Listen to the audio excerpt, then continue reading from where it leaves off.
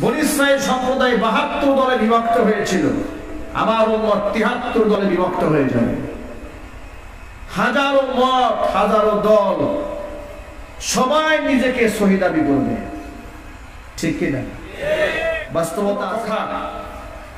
হাদিস বলবো সঠিক, কিন্তু ব্যাখ্যা বলবো নিজের মতো, যা এই সমাজে এখন চলে। হাদিস নাম্বার এত, পৃষ্ঠা নাম্বার এত, কিতাব নাম্বার এত, সব সঠিক, কিন্তু হাদিসের তরজমা সঠিক জায়গায় রাখার পরে এরপর এখান থেকে সুতা বের করে নিজের মতো করে সাজায় যে এটা আমার মতের সাথে যদি মিলে তাহলে তো সহিহ হাদিস বানানো যায়, ঠিক কি না? ইসলামী দাওয়াত সেন্টার ইসলাম প্রচারের কাজে এক ধাপ এগিয়ে।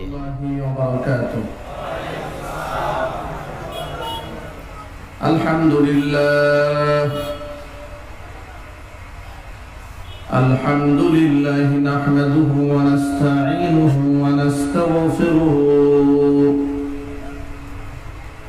ওয়া নাউযু বিল্লাহি মিন শুরুরি আনফুসিনা ওয়া মিন সাইয়্যাতি আ'মালিনা মান ইয়াহদিহিল্লাহু ফালা মুদিল্লা লাহু ওয়া মান ইউদ্লিলহু ফালা হাদিয়া লাহু ونشهد أن لا إله إلا الله وحده لا شريك له ونشهد أن سيدنا ونبينا وحبيبنا وشفيعنا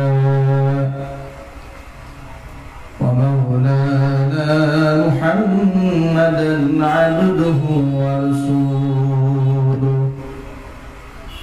الذي أرسله بالحق بشيرا ونذيرا وداعيا إلى الله بإذنه وسراجا منيرا فقد قال الله تعالى في كلامه المجيد وفي فرقانه الحميد أعوذ بالله من الشيطان الرجيم بسم الله الرحمن الرحيم إن الله وملائكته يصلون على النبي يا أيها الذين آمنوا صلوا عليه وسلموا تسليما اللهم صل على محمد وعلى آل محمد كما صليت على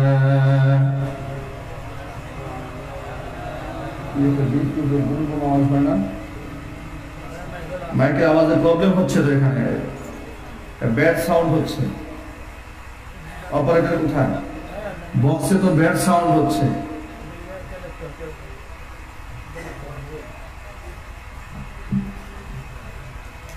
দুরূদ পড়েন আল্লাহুম্মা সাল্লি আলা محمد وعلى آل محمد كما صليت على إبراهيم وعلى آل إبراهيم إنك حميد مجيد اللهم بارك على محمد وعلى آل محمد كما باركت على إبراهيم وعلى آل إبراهيم إنك حميد مجيد ঐতিহ্যবাহী চট্টগ্রাম জেলার অন্তর্গত সাতকানিয়া থানাধীন ইসলামী সম্মেলন সংস্থা ৫ নং ওয়ার্ড সিচুয়াপাড়া সাতকানিয়া পৌরসভা কর্তৃক আয়োজিত আজকের এই পঞ্চম ইসলামী মহাসম্মেলনের শেষ অধিবেশনের সম্মানিত সভাপতি সাহেব, আমন্ত্রিত হাজারাত উলামায়ে কেরাম, মুরব্বিয়ান ইজম অত্র এলাকা এবং পার্শ্ববর্তী এলাকার বিভিন্ন প্রান্ত থেকে ছুটে আসা দিনদরদি ইমানদার পরহেজগার মুত্তাকি মুসলিম ভাইরা, পর্দার অন্তরালে অবস্থানরত আমাদের সকলের শ্রদ্ধাভাজন পর্দানিশীল মা এবং বোনেরা, মহান আল্লাহ রাব্বুল আলামিনের দরবারে আলিশানে লাখো কোটি শুকরিয়া আদায় করছি যে মহান আল্লাহ তাবারক ওয়া তাআলা মুসলিম উম্মার এই ক্লান্তি লগ্নে হাজারো প্রতিকূলতাকে উপেক্ষা করে শত সহস্র বাধাকে পেরিয়ে যথা সময় আমাদেরকে কোরআনের মাহফিলে উপস্থিত হয়ে কোরআন মাজিদ থেকে আলোচনা করার, আলোচনা শোনার সুযোগ করে দিয়েছেন। আপনারা খুশি না বেজার? কম না বেশি? উচ্ছ্বসিত কণ্ঠে খুশি মনে মন প্রাণ উজাড় করে আল্লাহ সুবহানাহু ওয়া তাআলার শেখানো ভাষায় শুকরিয়া আদায় করছি। জবান ছেড়ে দিয়ে সকলে একযোগে বলছি আলহামদুলিল্লাহ। রব্বানা লাকাল হামদ হামদান কাসীরা তাইয়িবান মুবারাকান ফীহি। রব্বানা লাকাল হামদু কামা ইয়ানবাগি লিজালালি ওয়াজহিকা ওয়া আযীমি সুলতানিকা। আল্লাহ রাব্বুল আলামিন আজকের ইসলামী মহাসম্মেলনকে কবুল করুন। অক্লান্ত পরিশ্রম করে এই সম্মেলনের যারা আয়োজন করেছেন এবং দূরদারাজ থেকে যারা শোনার জন্য এসেছেন, আল্লাহ তাবারক ওয়া তাআলা সকলকে হেদায়েতে কামিলা নসিব করুন। অত্র এলাকার সমস্ত মুর্দেগানের কবরের আযাবকে আল্লাহ তাআলা কিয়ামত পর্যন্ত বন্ধ করে দিন। যত ভাইরা বোনেরা এসেছেন সকলকে আল্লাহ তাবারক ওয়া তাআলা হেদায়েতে কামিলা নসিব করুন। ঈমান নিয়ে বাঁচতে পারি, ঈমান নিয়ে মরতে পারি, সেই তৌফিক আল্লাহ তাআলা আমাদেরকে দান করুন। মানুষের জীবনে এমন একটা সময় আসবে এই পৃথিবীতে যে মানুষ ঈমানের উপর অবিচল থাকা, জ্বলন্ত অঙ্গার নিজের হাতে ধারণ করার মতোই কঠিন হয়ে দাঁড়াবে। এই কথাটি ১৫০০ বছর আগে নবী করিম সাল্লাল্লাহু আলাইহি ওয়াসাল্লাম বলেছেন। হুজুরের ভাষাটা এরকম, সায়াতিয়ান্না আলান নাসি জামানুন আস-সাবিরু ফীহি মা'আলা দীনিহি কাল কাবিজি আলাল জামাল। মানুষের উপর অচিরেই এমন একটা সময় আসবে, আস-সাবিরু ফীহি মা'আলা দীনিহি, যে সময় মানুষ তার দ্বীনের উপর অবিচল থাকতে গিয়ে তার অবস্থা হবে কাল কাবিজি আলাল জামাল, জ্বলন্ত অঙ্গারকে নিজের হাতে ধারণ করার মতোই। ১৫০০ বছর পরে এসে তারই বাস্তবতা আজকে আমাদের সামনে পরিলক্ষিত হচ্ছে। নবী করিম সাল্লাল্লাহু আলাইহি সাল্লাম এও বলেছেন, ইউসবিহু মুমিনান ওয়া ইউমসি কাফিরান ওয়া ইউমসি মুমিনান ওয়া ইউসবিহু কাফিরান।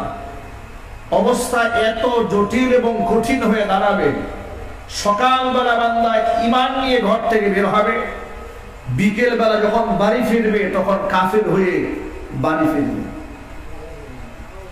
এমন কঠিন অবস্থা মানুষের সামনে চলে আসবে। ইউমসি মুমিনান ওয়া ইউসবিহু কাফিরান। রাতের বেলা শুরু ভাগে সন্ধ্যা বেলায় সে থাকবে ঈমানদার, সকাল বেলায় ব্যক্তি বেঈমান হয়ে যাবে। এমন কঠিন বাস্তবতার সম্মুখীন এই পৃথিবীর মানুষ হতে যাবে। বনী ইসরাইল সম্প্রদায় ৭৩ দলে বিভক্ত হয়েছে। নবী করিম সাল্লাল্লাহু আলাইহি সাল্লাম বলছেন, আমার উম্মতেরা বনী ইসরাইল সম্প্রদায় ৭২ দলে বিভক্ত হয়েছিল, আমার উম্মত ৭৩ দলে বিভক্ত হয়ে যাবে। হাজারো মত, হাজারো দল, সবাই নিজেকে শহীদ দাবি করবে। ঠিক কিনা? বাস্তবতা আছে না নাই? বর্তমানে ধর্মের নামে এমন কিছু দল বের হয়েছে যারা নামাজও পড়ে না, মাজারে সেজদা দেয়, হুক্কা টানে, কলকি টানে, গাঁজা টানে, তারাও নিজেদেরকে নির্ভেজাল খাঁটি মুসলমানের দাবিদার। যারা আল্লাহকে বাদ দিয়ে পীরের নামের জিকির করে, তারাও সহি ঈমানের দাবিদার। আপনারা ইতিমধ্যে লক্ষ্য করেছেন দেশে আশিকে রাসূলের তালিকা দিন দিন ভারী হচ্ছে। ওয়াজের মঞ্চে এসে কোরআন কারীম থেকে আলোচনা নাই, হাদিস থেকে তরজমা বিশ্লেষণ নাই, বিভিন্ন শান গেয়ে গেয়ে সময় যারা পার করেন তারাও নিজেদেরকে আশিকে রাসূল কিংবা প্রকৃত ঈমানদার বলে দাবি তুলতে একটু লজ্জাও করে না। এখন এই যে মানুষ শততা বিভক্ত হয়ে যাচ্ছে, হাজারো দলে হাজারো মতে মানুষ ভাগ হচ্ছে, এখন এই কঠিন সিচুয়েশনে আমার ইমানটা সঠিক আছে কিনা, আমি যে পথে পরিচালিত হচ্ছি সেই পথটি আদৌ সঠিক কিনা, এটাকে যাচাই এবং বাছাই করার জন্য দুটি কোষ্ঠী পাঠক নবী করিম সাল্লাল্লাহু আলাইহি ওয়াসাল্লাম আমাদেরকে উপহার দিয়েছেন, আল্লাহ পাক উপহার দিয়েছেন। একটির নাম হচ্ছে কোরআন আর একটির নাম হচ্ছে সুন্নাহ। কোরআন এবং সুন্নাহর আলোকে কোষ্ঠী পাথর দিয়ে ঘষে যদি দেখা যায় এই আমলটা কোরআন এবং সুন্নাহ অনুযায়ী সঠিক, তাহলে সেটাই হবে নির্ভেজাল। যদিও সে আমলের পক্ষে তথাকথিত আশিকে রাসূলদের বক্তব্য থাক আর নাই থাকুক, ঠিক কিনা? কোরআন এবং সুন্নাহর কোষ্ঠী পাথরে যাচাই এবং বাছাই করার পরে যে আমলটা নির্ধারিত হবে, যে আমল আমার রাসূল করেছেন, সাহাবায়ে কিরাম করেছেন, তাবেঈন করেছেন, তাবে তাবেঈন করেছেন, আইম্মায়ে মুজতাহিদিন করেছেন, সালফে সালিহিন যে আমলের উপর ছিলেন, আমরাও সেই আমলের উপরই থাকতে চাই। রাজি আছেন না ইনশাআল্লাহ? আমি আমার মন গড়া কোনো কথা হাদিস বলবো সঠিক, কিন্তু ব্যাখ্যা বলবো নিজের মতো, যা এই সমাজে এখন চলে। হাদিস নাম্বার এত, পৃষ্ঠা নাম্বার এত, কিতাব নাম্বার এত, সব সঠিক, কিন্তু হাদিসের তরজমা সঠিক জায়গায় রাখার পরে এরপরে এখান থেকে সুতা বের করে নিজের মতো করে সাজায় যে এটা আমার মতের সাথে যদি মিলে তাহলে তো সহিহ হাদিস বানানো যায়, ঠিক কিনা? কিন্তু এভাবে সেট না করে হাদিসকে বুঝতে হবে সাহাবায়ে কিরাম এবং নবীজির আমল দেখে। কারণ সাহাবায়ে কিরাম ছিলেন রাসূল পাক সাল্লাল্লাহু আলাইহি ওয়াসাল্লামের প্রত্যক্ষ ছাত্র। কি বলেন আপনারা? সাহাবায়ে কিরাম কি ছিলেন? নবী করিম সাল্লাল্লাহু আলাইহি ওয়াসাল্লামের প্রত্যক্ষ ছাত্র, সরাসরি আল্লাহর নবী সাল্লাল্লাহু আলাইহি ওয়াসাল্লাম ছিলেন মুআল্লিম, সাহাবায়ে কিরাম ছিলেন ছাত্র। বাবা যেমন তার সন্তানদেরকে হাঁটতে শেখায়, ধরে ধরে চলতে শেখায়, আল্লাহর নবী সাল্লাল্লাহু আলাইহি ওয়াসাল্লাম বলছেন বুইতু মুআল্লিমান, এই পৃথিবীতে আল্লাহ পাক আমাকে ছাত্র বানিয়ে পাঠাবেন, আল্লাহ পাক আমাকে শিক্ষক বানিয়ে পাঠিয়ে দিয়েছেন।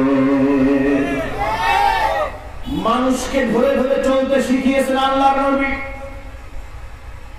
আল্লাহর হাবিব সাল্লাল্লাহু আলাইহি ওয়াসাল্লাম এমন কিছু মানব জীবনে নাই যা সাহাবীদেরকে শিক্ষা দেন নাই, বিশ্ব মানবতার জন্য উপহার দেন নাই। একটা প্রমাণ আপনারা লক্ষ্য করেন, বাথরুমে কোন পা দিয়ে ঢুকতে হবে আর বাথরুম থেকে কোন পা দিয়ে বের হয়ে আসতে হবে, সেই শিক্ষাও হাদিসে আছে না নাই? ভাবা যায়? আপনি বলেন রহমতের নবী গোটা পৃথিবীর দায়িত্ব নিয়ে যিনি এসেছেন, সেই নবী তার উম্মতকে শেখাচ্ছে বাথরুমে কোন পা দিয়ে ঢুকবে। আপনারা বলেন সামান্য এলাকার যারা নেতৃত্ব দেয় তারা কি তার জনগণের টয়লেটের খবর রাখে? আওয়াজ দেয় কথা। আসলে কি আপনাদের কথা? যারা অনেক বেশি বড় দায়িত্বশীল তারা কি ছোট কাজের খবর রাখে? আরো আসতে খবর রাখে? খবর রাখে না।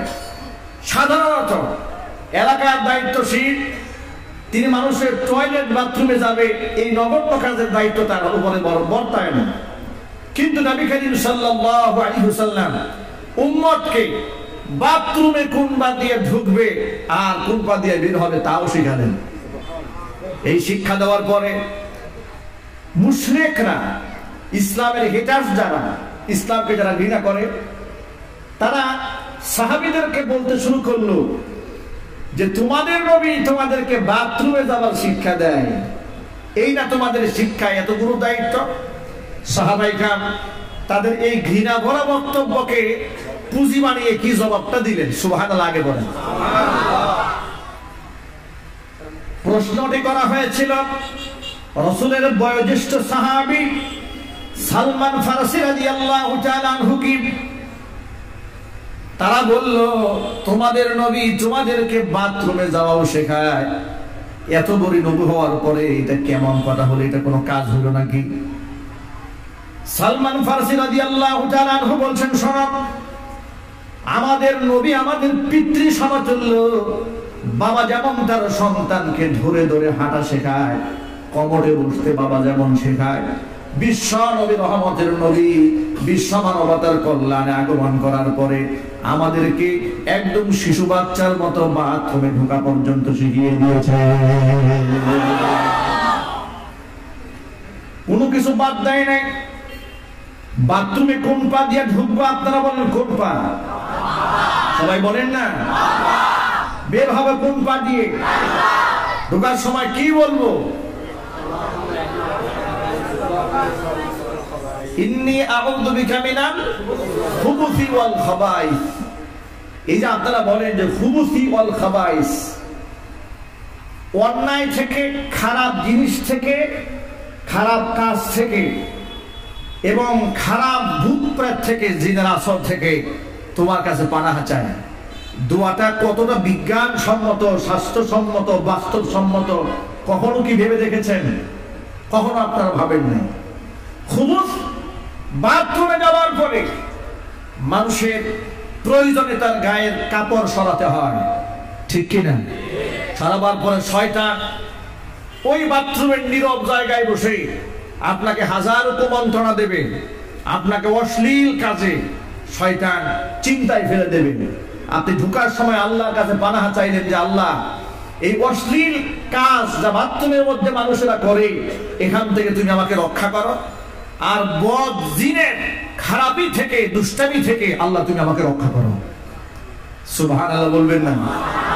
কত সুন্দর করে সুনিপুণ ভাবে ইসলামের প্রতিটি আদর্শ আল্লাহর নবী আমাদেরকে শিখিয়ে দিয়েছেন। মসজিদে ঢোকার সময় কোন পায়ে আগে? বের হবে কোন পা দিয়ে? ঢোকার সময় কি বলবো? আল্লাহুম্মা আফতাহলি আবওয়াব রাহমাতিক। দোয়ার মধ্যে বললেন আল্লাহ তোমার রহমতের দোয়া আমাদের জন্য উন্মুক্ত করে দাও। আবার নামাজ যখন শেষ হয়েছে, মসজিদ থেকে বাম পা দিয়ে যখন বের হয়ে গেলাম, তখন কি বলবো আমরা? আল্লাহুম্মা ইন্নী আসআলুকা মিন ফাদলিক।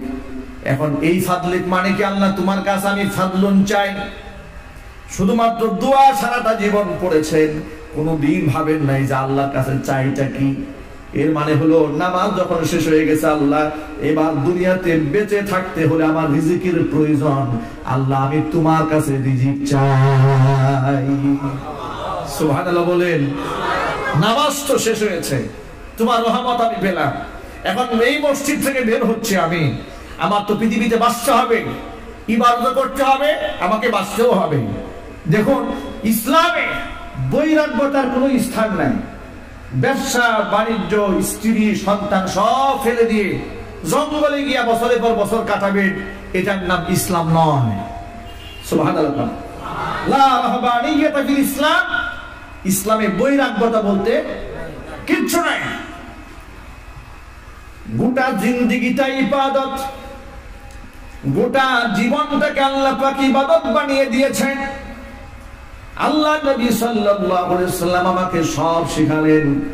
জামা পরবো আগে ডান হাতা ঢুকাবো, পরে বাম হাতা। জামা পরার দোয়া আছে, খোলার দোয়া আছে। ওযু শুরুতে বিসমিল্লাহ পড়লাম, ওযুর শেষে কালিমা শাহাদা পড়লাম। এইভাবে প্রত্যেকটা কদমে কদমে আল্লাহর নবী আমাদেরকে তাসবিহ শিখিয়েছেন, ইবাদত শিখিয়েছেন। মানুষ যদি আল্লাহ নবী সাল্লাল্লাহু আলাইহি ওয়াসাল্লামের আদর্শিত জীবনে পথ পরিচালনা করে, তাহলে প্রত্যেকটা কদম তার ইবাদতের খাতায় লেখা হয়ে যাবে।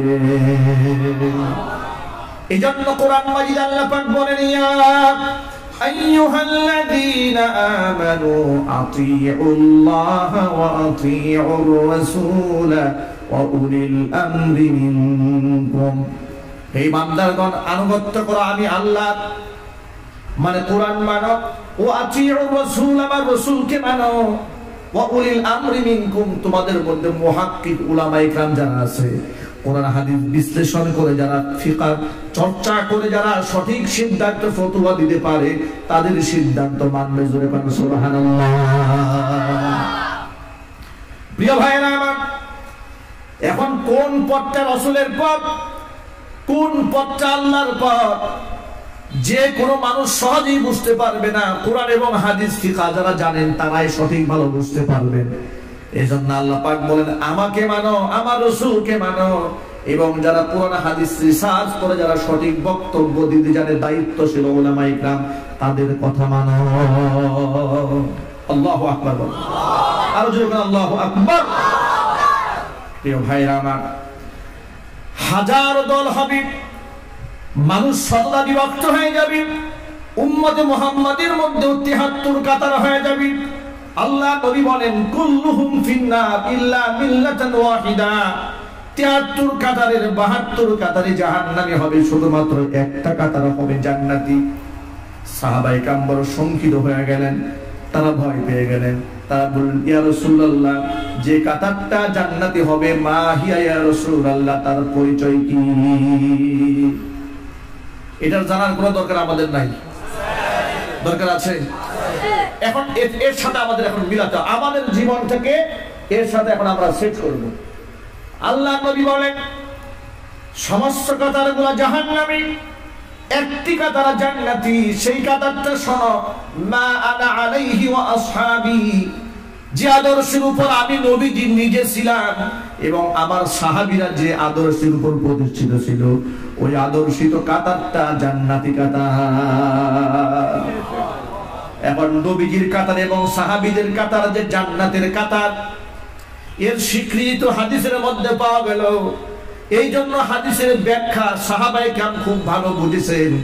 এই জন্য সিদ্ধান্ত গ্রহণ করার আগে হাদিসের ব্যাখ্যা বুঝতে হবে সাহাবায়ে কেরামের জিন্দেগি থেকে। ঠিক কিনা? যদি বলুন ঠিক কিনা? হাদিসে বাহ্যিক দৃষ্টিতে একরকম মনে হয়, সাহাবায়ে কেরামের আমলটা ভিন্ন রকম মনে হয়। তখন সাহাবায়ে কেরামের আমলটা কি ছিল, হাদিসের প্রেক্ষাপটটা কি ছিল, এটা আমি আপনি ভালো যতটুকু না জানি তার থেকে বেশি জানে সাহাবায়ে কেরাম। ঠিক কিনা? উদাহরণ দিয়ে বলি, তিনটি সহিহ হাদিসের মধ্যে এসেছে।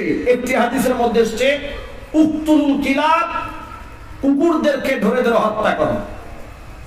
বোঝার চেষ্টা করেন, হাদিসের একটা অংশের মধ্যে এলো উকতুলুল কিলাব, ধরে ধরে কুকুরগুলাকে মারো। আরেকটা হাদিসের মধ্যে এসেছে উকতুলুল কিলাব আল আসওয়াদ, কালো কুকুরগুলাকে ধরে ধরে মারো। আরেকটা হাদিসের মধ্যে এসেছে মালি ওয়ালিল কিলাব, কুকুরের সাথে আমার দুশমনি, কোথায় যে কুত্তা মারবে।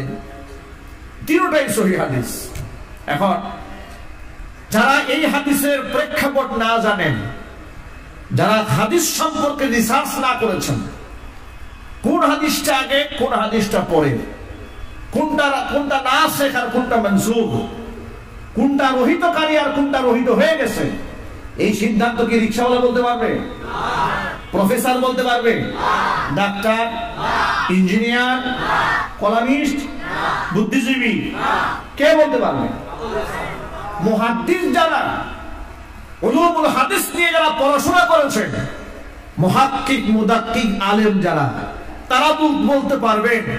যারা কুতুবি সিত্তা পড়েছে, যারা চটি বই পড়ে ফতোয়া না দিয়ে বুখারী, মুসলিম, তিরমিজি, আবু দাউদ, নাসাই, ইবনে মাজাহ তো পড়েছে, সাথে সাথে নিজের জ্ঞান ভান্ডারকে আরো সমৃদ্ধ করার জন্য শরহ মাআনিল আসার পড়েছে, মুসনাদ ইমাম আহমদ ইবনে হাম্বল পড়েছে, মুওয়াত্তা মালিক পড়েছে, মুওয়াত্তা মুহাম্মদ পড়েছে। এই সমস্ত হাদিসের ভান্ডারের পুঞ্জীভূত ভান্ডার থেকে যারা জীবনটাকে উৎসর্গ করে দিয়েছেন কোরআন হাদিস রিসার্চ করতে গিয়ে, তারাই তো সঠিক সিদ্ধান্ত দিতে সক্ষম হবে। ঠিক কিনা? নাকি যে কেউ আপনাকে পকেট থেকে একটা বাংলা বই বের করে বললো এই যে দেখেন সহিহ আল বুখারী, বাস আপনি বললেন লাব্বাইক, এটা কি সহিহ হলো? হাদিসে থাকলেই তো আমার জন্য আমলযোগ্য নয়। হাদিসে তো এসছে আল্লাহ নবী সাল্লাল্লাহু আলাইহি ওয়াসাল্লাম দাঁড়িয়ে পেশাব করেছেন, কিন্তু দাঁড়িয়ে পেশাব করা কি সুন্নাত? আসি তো সহিহ হাদিসে। বুঝতে হবে প্রেক্ষাপটটা কি, জানতে হবে কোন আমলটা কি। আজকের এই উম্মতের ক্লান্তি লগ্নে এই সমস্ত ইখতিলাফ নিয়ে আমরা আলোচনা করতে চাই না, আমি আলোচনা করিও না, কিন্তু মনের দুঃখে মাঝে মাঝে বলতে হয় একদিক থেকে ঈমান নিয়ে চলা বাংলাদেশে কঠিন হয়ে দাঁড়িয়েছে। কোরআনের কথা বলাই যেখানে কঠিন, আলেমদের পক্ষে কথা বলতে গেলে অদৃশ্য একটা শক্তি পিছন দিক থেকে টান দিয়ে ধরে, অসংখ্য ভুল ত্রুটি আমাদের বক্তব্য থেকে বিশ্লেষণ করে বের করে বামেরা।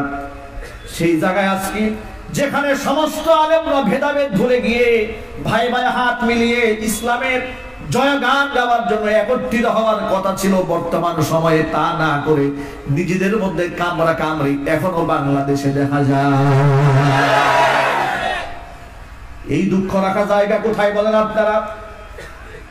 যেখানে ঈমান নেই, ইসলাম নেই, বাঁচা কঠিন হয়ে দাঁড়িয়েছে, সেখানে এখনো পর্যন্ত যেখানে কোরআনের দুশমনদের কারণে আলেম ইসলাম হক্কানি আলেম ওলামারা মাঠে ময়দানে টিকে থাকাটাই মুশকিল হয়ে গেছে। নানা রকমের অপবাদ, নানা রকমের গান লঞ্চনা, নানা রকমের ষড়যন্ত্র করে করে আলেমদের কণ্ঠকে যেখানে স্তব্ধ করার ষড়যন্ত্র চালানো হয়, সেখানে আজকে অসংখ্য মুসলমানদের মধ্যে বিভেদ দেখা যায়, ঠিক কিনা? এই বিভেদ দূর করতে হবে, মনের মধ্যে অসাত রাখতে হবে। কয়েকদিন আগে বাংলাদেশে এক শেখকে দেখলাম, এদেশের এক মুহাক্কিক আলেমের নাম ধরে ধরে শুধু কটাক্ষই করছে না, অনেক বাজে বাজে কথা বলেছেন, অনেক বাজে কথা বলেছেন, আমি নাম বলতে চাই না। এই ক্লান্তি লগ্নে এবং যার ব্যাপারে কটাক্ষ করেছেন তিনি এই মুহূর্তে মাজলুম হারাতে কারাবরণ করছেন। কারাবরণ করে দেশের একজন মুহাক্কিক আলেম, যার ইমানি হুঙ্কারে টেকনাফ থেকে তেতুলিয়া রূপসা থেকে পাথরিয়া পর্যন্ত দাও দাও করে ইমানের পতাকা উদ্ধার করার জন্য মানুষ দাঁড়িয়ে যেত, তাকে নিয়েও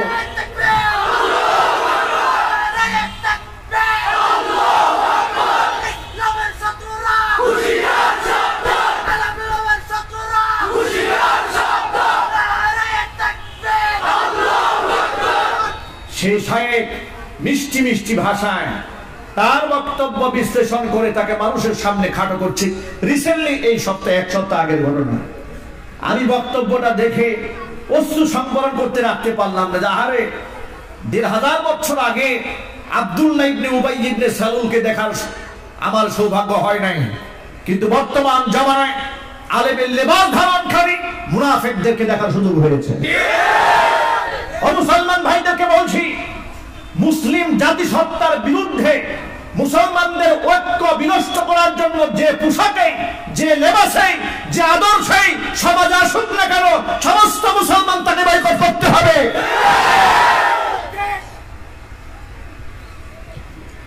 এই ব্যাপারে কোনো ছাড় দেওয়া যাবে না।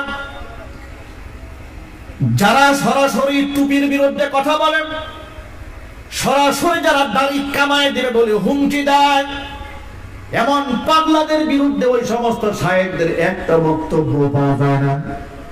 কি বলে, পাওয়া যায়? আরো জোরে বলেন না। এক পাগলা বলে নাই আলেমদের দাড়ি কামায় দেবে, পাগলা বলে নাই ফতোয়া বন্ধ করতে হবে, পাগলা বলে নাই টুপি খুলে নেবে। যে পাগলা বলেছে টুপি খুলে নেবে, দাড়ি কামায় দেবে, ওই পাগল তোমরা শুনে রেখো, এদেশের মুসলমানদের রক্তে মাংসে ইমানি এমন জোশ রয়েছে, মুসলমানরা একটা তাকবীরের স্লোগান দিলে তোমার মতো হাজারো পাগল বঙ্গোপসাগরে নিক্ষিপ্ত হয়ে যায়। কিন্তু তাদের বিরুদ্ধে এই তথাকথিত শায়েখদের কোনো ফতোয়া নাই, কোনো বক্তব্য নাই, কোনো প্রতিবাদও নাই, বরং এমন কথা বলে যে কথা বলার কারণে এই পাগলা খুশি হয়ে যায়। অতএব ইসলাম বিদ্বেষীরা খুশি হয় যে কথা বললে, সেই কথা যার জবান থেকে বের হয় কসম আল্লাহ সেই ইসলামের হিতাকাঙ্ক্ষী নয়, ইসলামের দুশমন। এর সাথে কি আপনারা একমত আছেন? একমত কারা কারা দুহাত দেখতে চায়? কারা কারা একমত আছেন দুহাত দেখতে চায়? অতএব তারা ইসলামের সপক্ষের কেউ না, তারা মুসলমানদেরকে বিভেদ করতে এসেছে, মুসলমানদেরকে ভাগ করতে এসেছে। আমি আমার সকল ভাইদেরকে বলছি, রাজনৈতিক পরিচয় আপন আপন জায়গায় থাকার পরে মুসলমানের মূল পরিচয় হচ্ছে আমি আল্লাহর নবীর একজন খাঁটি উম্মত। কিয়ামতের মাঠে হুজুরের হাতে হাউজে কাউসার পান করতে চাই, কিয়ামতের মাঠে আমি আমার নবীজির শাফাআত পেতে চাই, কিয়ামতের মাঠে আমার নবীজির সাথে আমি জান্নাতে যেতে চাই। এই আগ্রহ আছে কার কার মনের মধ্যে? হাত দেখতে চাই। আল্লাহ তুমি আমাদের সকলকে কবুল করে নাও, জোরে বলুন আল্লাহুম্মা আমিন। আল্লাহ যেন মঞ্জুর করেন, জোরে বলুন আমিন। হাত নামান ভাই আমার, যেখানে আল্লাহর নবী সাল্লাল্লাহু আলাইহি সাল্লাম ফিতনা থেকে উম্মতকে বাঁচতে বলেছেন, কোরআন মাজিদ আল্লাহ পাক বলেন আল ফিতনাতু আশাদ্দু মিনাল কতলি, ফিতনা সৃষ্টি করা এটা হত্যার চাইতেও জঘন্য অপরাধ। আজকে সমাজের মধ্যে ছোটখাটো ইখতিলাফ নিয়ে বিভিন্ন মসজিদের মধ্যে ঝগড়া পর্যন্ত হয়ে যায়, ঠিক কি না? একটা জায়েজ কাজ, যেমন উদাহরণ দিয়ে বলা যায়, আমি জোরে বলা এবং আস্তে বলা।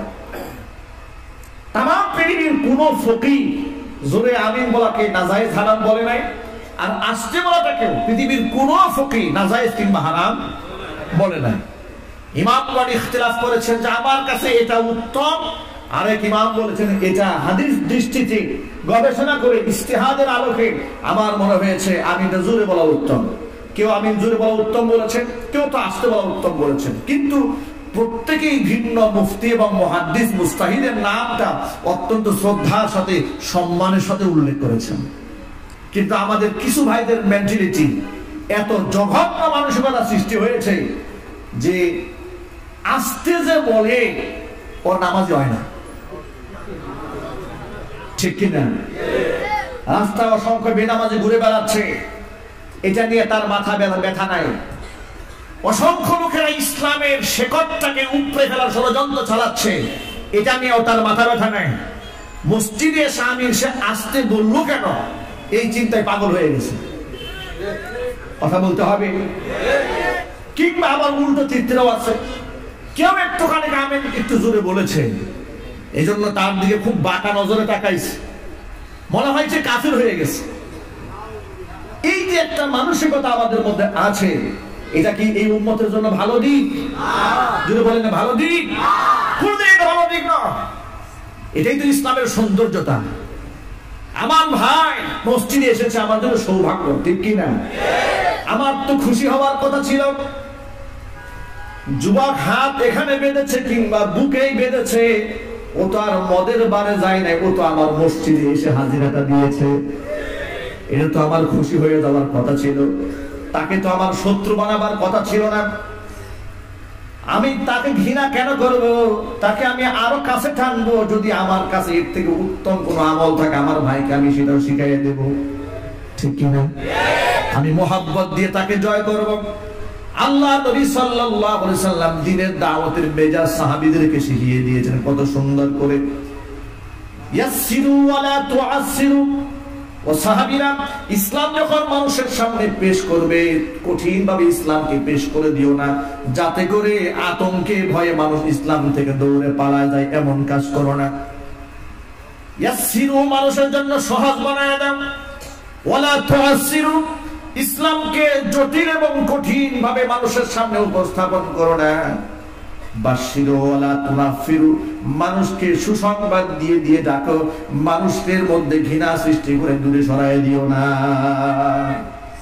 যেখানে আল্লাহ কোরআন শরীফে নিজেই বলেন ইউরিদুল্লাহু বিকুমুল ইউসরা ওয়ালা ইউরিদু বিকুমুল উসরা, আমি আল্লাহ তোমাদের জন্য আমার সকল বিধানকে সহজ করে দিতে চাই, কঠিন কোন সিদ্ধান্ত আমি তোমাদের উপর চাপাই দেই না। এরপরে অন্য আয়াতে আল্লাহ পাক বলেন লা ইউকাল্লিফুল্লাহু নাফসান ইল্লা উসআহা, মানুষের সাধ্যাতিরিক্ত কোনো কিছু মানুষের উপর আমি আল্লাহ চাপাই দেই না। জোরে করে আল্লাহু আকবার। এখন আপনারাই বলেন, আমাদের প্রতি আল্লাহর দয়া আছে না নাই? নবীজির ভালোবাসা আছে না নাই? ইসলামের মধ্যে কঠোর সহনশীলতা ইসলাম আমাদেরকে শিখিয়ে দিয়েছে। আজকে দেখেন, সামান্য আমিন জুড়ে বলা আসতে বলা নিয়ে বাংলাদেশের মসজিদ পর্যন্ত ভাগাভাগি হয়ে যায়, ঠিক কিনা? আহার মুসলমান, ১,৫০০ বছর আগে যা ঘটলো লক্ষ্য করেন। আল্লাহর নবী মসজিদে নববীতে বসে আছেন, বেদুইন এসে মসজিদের ভিতরে দাঁড়িয়ে দাঁড়িয়ে পেশাব করা শুরু করে দিয়েছে। এটা শুধুমাত্র ঘটনা নয়, এটা শুধু একটা কাহিনী নয়। নিজেকে শুধরান, মানসিকতা বদলান। এটা মানসিকতা চেঞ্জ করার মতো একটা উপমা, একটা দৃষ্টান্ত। এই লোকটা যখন দাঁড়িয়ে পেশাব করছিল, সাহাবায়ে কেরাম রাগে গুসায় খুবে যাওয়া ফেটে পড়ছিল, তাকে এখন এদের পিটাবার শুরু করে দেবে। ওমর রাদিয়াল্লাহু তাআলা আনহু বলেই ফেললেন, ইয়া রাসূলুল্লাহ, অনুমতি দেন, ওর কল্লাটা নামায়ে দেই। আল্লাহর নবী এদেরকে সামাল দিলেন, ধৈর্য ধারণ করতে বললেন তাকে পেশাব করতে দাও। পেশাব করা যখন শেষ হয়ে গেছে, সাহাবীদেরকে বললেন, সাহাবীরা বালতি ভরে পানি নিয়ে এসে পেশাবটা পরিষ্কার করো। আল্লাহু আকবার। রহমতের নবী পৃথিবীতে কি দৃষ্টান্ত শিখালেন মানুষকে। বেদুইন এসে পেশাব করেছে, রাসূল সাহাবীদেরকে বলছেন, আবু বকর আর ওমরের মতো সাহাবী, তাদেরকে বলছেন বালতি ভরে পানি নিয়ে আসো, এই পেশাব দিয়ে সাফ কর। আল্লাহু আকবার বলেন। নবী তাকে ধমক দিলেন না, গালমন্দ করলেন না, কাছে ডাকলেন, ডেকে বলেন, আল্লাহর বান্দা, এটা ইবাদতখানা, এটা পবিত্র রাখতে হয়, এটা নাপাক করতে হয় না। তুমি হয়তো বিদায় জানো না, তুমি এই জন্য কাজটা করেছো, ভবিষ্যতে এমন কাজ করবে না। এত সুন্দর করে তাকে বুঝিয়ে দিলেন। তিনি তো রাস্তায় যেন চলতেই পারেন না, এক কদম হাঁটেন, বিবেক তাকে 2 কদম পিছায় দেয়। এটা কেমন মানুষ, যেখানে তার সঙ্গীরা আমাকে মারার জন্য উদ্গ্রীব হয়ে বসে আছি, আমাকে হাতের কাছে পেলে আমাকে ভর্তা বানায় ফেলবে, চোখের লালিমা দিয়ে আমার দিকে তাকাচ্ছে, সেই জায়গায় তিনি একটুখানি গুসাও দেখালেন না। কি মহাব্বত তার দিলে, কি তার ভালোবাসা। ইনি সাধারণ মানুষ হতেই পারেন না, নিশ্চয়ই তিনি বিশ্বনবী। তার বিবেকটাকে ইসলামের প্রতি ঝুঁকিয়ে দিয়েছি। আল্লাহর নবীর এই নমনীয়তা ইসলামের প্রতি তাকে আকৃষ্ট করে দিয়েছে। আল্লাহর নবী সাল্লাল্লাহু আলাইহি ওয়াসাল্লামের হাতে তিনি হাত রাখলেন, হাত রেখে বলছেন, ইয়া রাসূলুল্লাহ, আমি বুঝতে পেরেছি আপনি দুনিয়ার সাধারণ কোনো মানুষ নন। সাধারণ মানুষ যদি আপনি হতেন, আজকে আমি যা করেছি আপনি আমাকে শেষ করে দিতেন। আপনার এই আচরণ প্রমাণ করে আপনি মহামানব। সুতরাং আমি আর ইসলামের বাহিরে থেকে জীবন ধ্বংস করতে চাই না, আপনি আমাকে কালিমা পড়িয়ে মুসলমান বানিয়ে দিন। যুবকটি পড়ে নিয়েছে, লা ইলাহা ইল্লাল্লাহু মুহাম্মাদুর রাসূলুল্লাহ সাল্লাল্লাহু আলাইহি ওয়াসাল্লাম। প্রিয় ভাইরা আমার, এই কাহিনী আপনাদের সামনে শোনাবার উদ্দেশ্য কোনো কিচ্ছা নয়। আমি হাদিস থেকে শুধু একটা দৃষ্টান্ত বোঝাতে চাইলাম। একজন গ্রাম্য বেদুইন মানুষ মসজিদের মধ্যে দাঁড়িয়ে পেশাব করার মতো এত জঘন্য অপরাধ করার পরেও যদি আল্লাহর নবী তার উপর সহনশীল হতে পারেন, তাকে সুন্দর ব্যবহার দেখাতে পারেন, আজকে ইসলামের সেই আদর্শ, নবী করিম সাল্লাল্লাহু আলাইহি ওয়াসাল্লামের সেই আদর্শ আমরা ভুলে গেলাম কেন? আমাদের মতো এত ক্ষোভ কেন, এত জেদ কেন? আমাদের সমাজের কিছু ভাইরা উঁচা টুপি পরেন, কিছু ভাইরা নিচা টুপি পরেন, কিছু ভাইরা 5 কুল্লি পরেন, কিছু ভাইরা শক্ত টুপি পরেন, কিছু ভাইরা পাগড়ি পরেন, ঠিক কি না? যেটাই পড়ুক না কেন, আপনারা বলেন এর মাধ্যমে প্রমাণ হয় না লোকটা মুসলমান? কি বলেন আপনারা? প্রমাণ হয় না? যে টুপি মাথায় ঠিক না কেন, মনে হয় না নবীজির উম্মত?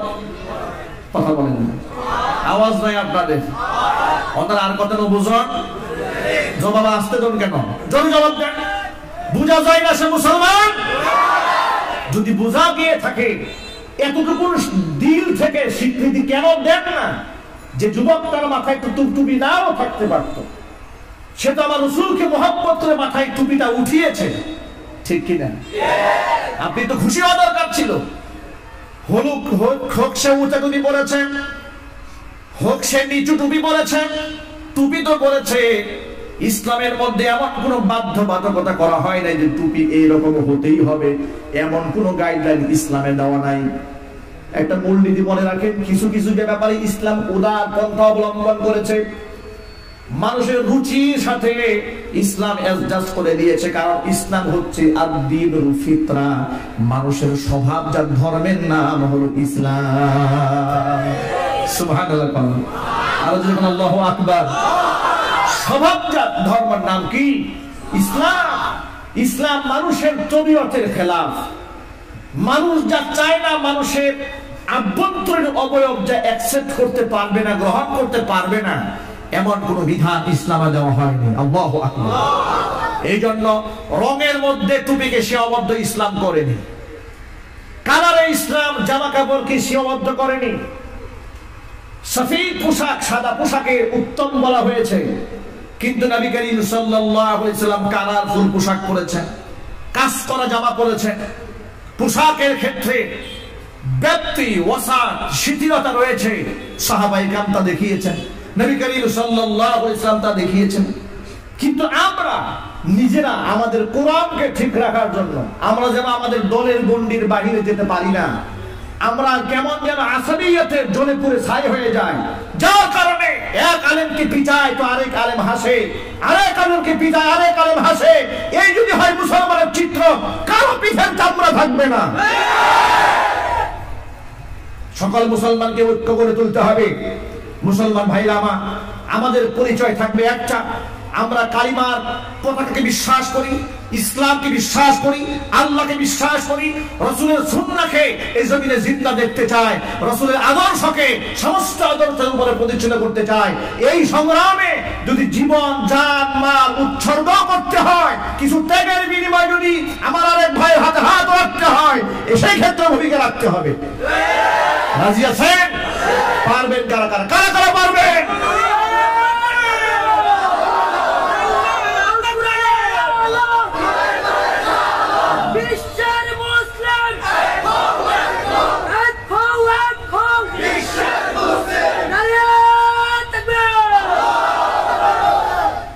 এজন্য ইসলাম যেখানে শিথিলতা করেছে, আপনি আপনার মনের সংকীর্ণতা দূর করে দেন।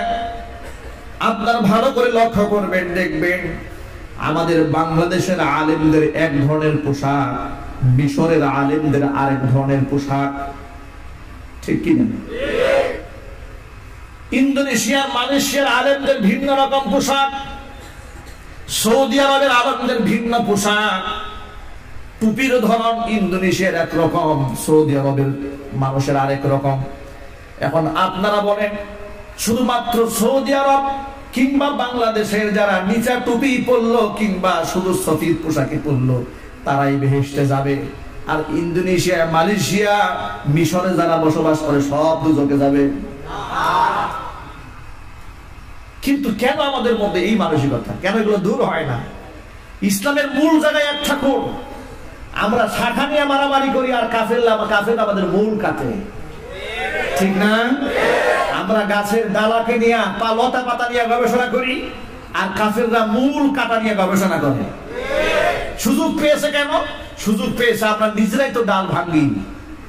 ডাল ভাঙার জন্য তো আরেকজন লাগে না, ডাল ভাঙার জন্য আমার আপনার মতো দাড়িওয়ালা আরেকজন যথেষ্ট হয়ে যায়। আমাদের কাছে বিভিন্ন ইন্টেলিজেন্স ব্রাঞ্চ থেকে, গোয়েন্দা সংস্থা থেকে আমাদেরকে বলা হয়, হুজুর আপনারা আমাদেরকে দুশ্মন মনে করবেন না, এদেশের আলেমদের দুশ্মন তো আলেমরাই। এক আলেমের নামে আরেকজন এসে এত বড় তালিকা দিয়ে যায় যে এই অবস্থা, এই সহিনা, এর মাথা খারাপ আছে, এই সমস্যা আছে। এই বিভাজনটা আমরা করি না। আমরা কি বুঝি? আমরা কি বলা দলিল সঠিক না জল্লিল সঠিক আমরা কি পড়েছি? আমরা তো জানি না, কিন্তু আমাদেরকে বোঝানো হয়, আমরা বুঝতে বাধ্য হয়ে যায়, তখন এর মধ্যে বিভেদ সৃষ্টি হয়। আমি আমার সকল ভাইদেরকে বলছি, ভাইরা আজকে এই দেশ সহ গোটা পৃথিবীতে ইসলামের খুব ক্রান্তিকাল চলছে। পৃথিবীর প্রত্যেকটা দেশে মুসলমানরা মাজলুম। ভারতের কি অবস্থা মুসলমানদের আপনারা জানেন।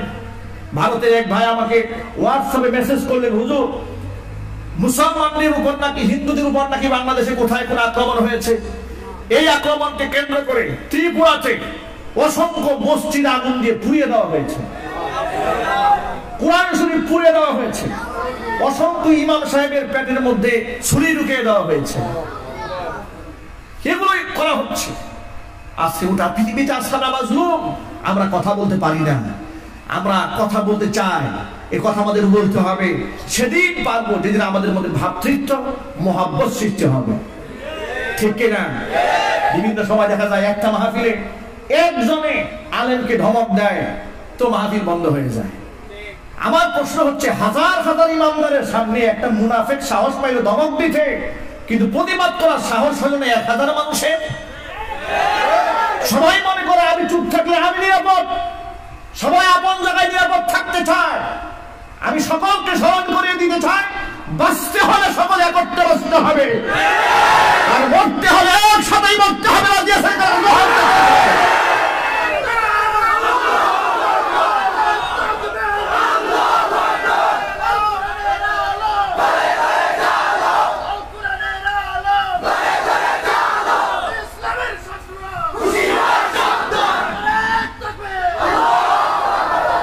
বাঁচতে হয় একসাথেই বাঁচবো, মরতে যদি হয় একসাথেই মরবো।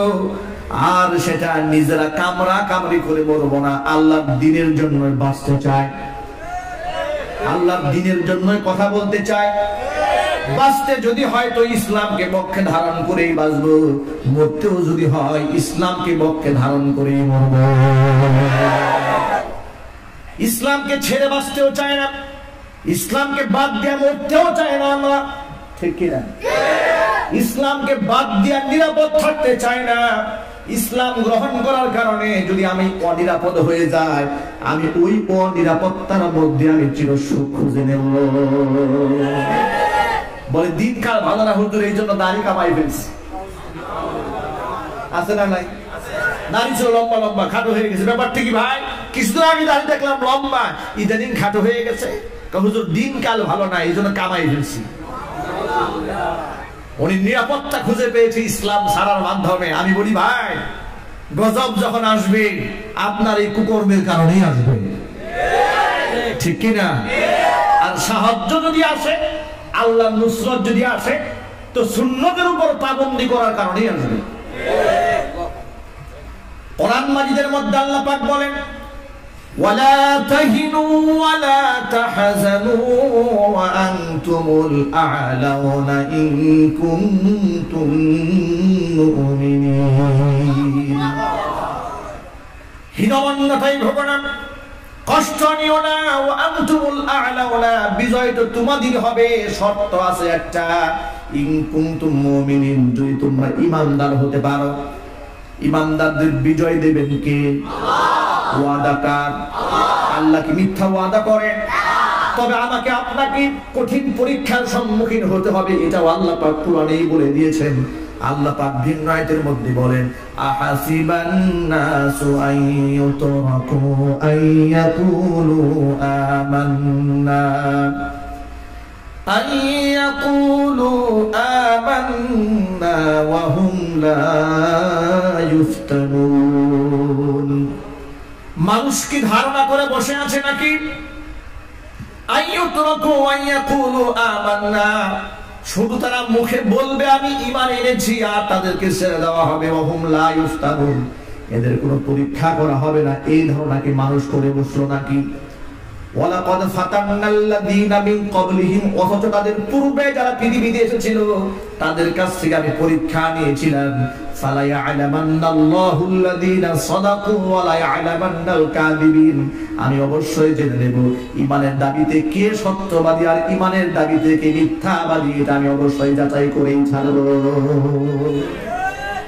ঈমানের দাবিতে কে সত্যবাদী আর কে মিথ্যাবাদী, এটা আমি অবশ্যই জাস্টিফাই করব। এত সহজে আমি কাউকে ছেড়ে দেব না। এই জন্য দুনিয়াতে ঈমানের উপর থাকতে গেলে আপনার পরীক্ষা তো আসবেই, এটা আমি চাইলেও আসবে, না চাইলেও আসবে।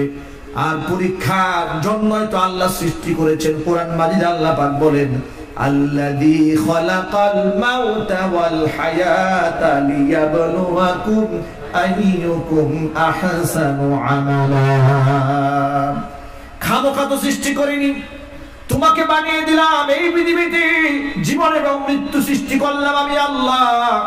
লিয়াবলুয়াকুম, আমি পরীক্ষা করে নিতে চাই, আইয়ুকুম আহসানু আমালা, উত্তম আমল তোমরা কে করো আমি দেখতে চাই। আমি এই জমিনের মধ্যে অসংখ্য বাঁকা পথ ছেড়ে দেব, কিন্তু আলাল্লাহি কসদুস সাবিলি ওয়া মিনহা জাইর, সঠিক রাস্তা কোরআন নাজিল করে বলে দিয়েছি, ইন্না হাদা সিরাতি মুস্তাকিমান ফাত্তাবিউহু, এটা হচ্ছে সঠিক পথ, সিরাতে মুস্তাকিম, এই পথটাকে ফলো করো। এখান থেকে রাস্তা শুরু করবে, যেখানে রাস্তা শেষ হবে ওই ঠিকানার নাম হলো জান্নাত। বাঁকা পথে চলো না ও আমার যুবকেরা, আমার তরুণ ভাইয়েরা, পর্দার অন্তরে মা বোনেরা, তাহলে সিরাতে মুস্তাকিম নবীজি দেখিয়ে গিয়েছেন, সাহাবায়ে কেরাম দেখিয়েছেন। নবীজির আদর্শের কাতারটা জান্নাতি কাতার। আমরা সকলেই জান্নাতে যেতে চাই, হুজুরের হাউজে কাউসার পান করতে চাই, নবীর শাফাআত পেতে চাই। আপনারা ভাবতেও পারবেন না কিয়ামতের মাঠ কত ভয়াবহ হবে সেদিন। কোন নবী কথা বলবে না, সব পেরেশান হয়ে যাবে। ইয়া নাফসি বলে চতুর্দিকে চিৎকার আওয়াজ উঠবে, মানুষেরা হয়রান হয়ে যাবে, উম্মতরা দৌড়ায় তাদের নবীর কাছে দ্বারস্থ হবে। সমস্ত নবীগণ অপারগতা স্বীকার করবেন। সর্বশেষ বিশ্ব নবী মুহাম্মদ সাল্লাল্লাহু আলাইহি সাল্লামের কাছে লোকেরা আসবে। আল্লাহর নবী মাকামে মাহমুদে সিজদায় পড়েন, এমন ভাবে কান্নায় ভেঙে পড়বেন, আল্লাহর নবীর চোখে যে কত পানি সেদিন বয়ে যাবে তার কোনো শেষ নাই, হাদিসে তার বর্ণনা নাই। শুধু হচ্ছে আল্লাহর নবী সাল্লাল্লাহু আলাইহি সাল্লাম 63 বছরের হায়াতে জিন্দেগিতে এত কান্না করেন নাই। হাসরের মাঠে সিজদায় পড়ে আল্লাহর নবী যত কাঁদবেন, আল্লাহ সুবহানাহু ওয়া তাআলা ঘোষণা দিবেন, নবীজি ইরফা রাসাক, মাথা উঠান, ওয়াসফা তুশফা, আপনি আজকে সুপারিশ করুন, আপনার সুপারিশ মঞ্জুর করা হবে। কিয়ামতের মাঠে আল্লাহ যাকে সুপারিশ করার পারমিশন দিবেন একমাত্র তিনি সুপারিশ করতে পারবেন।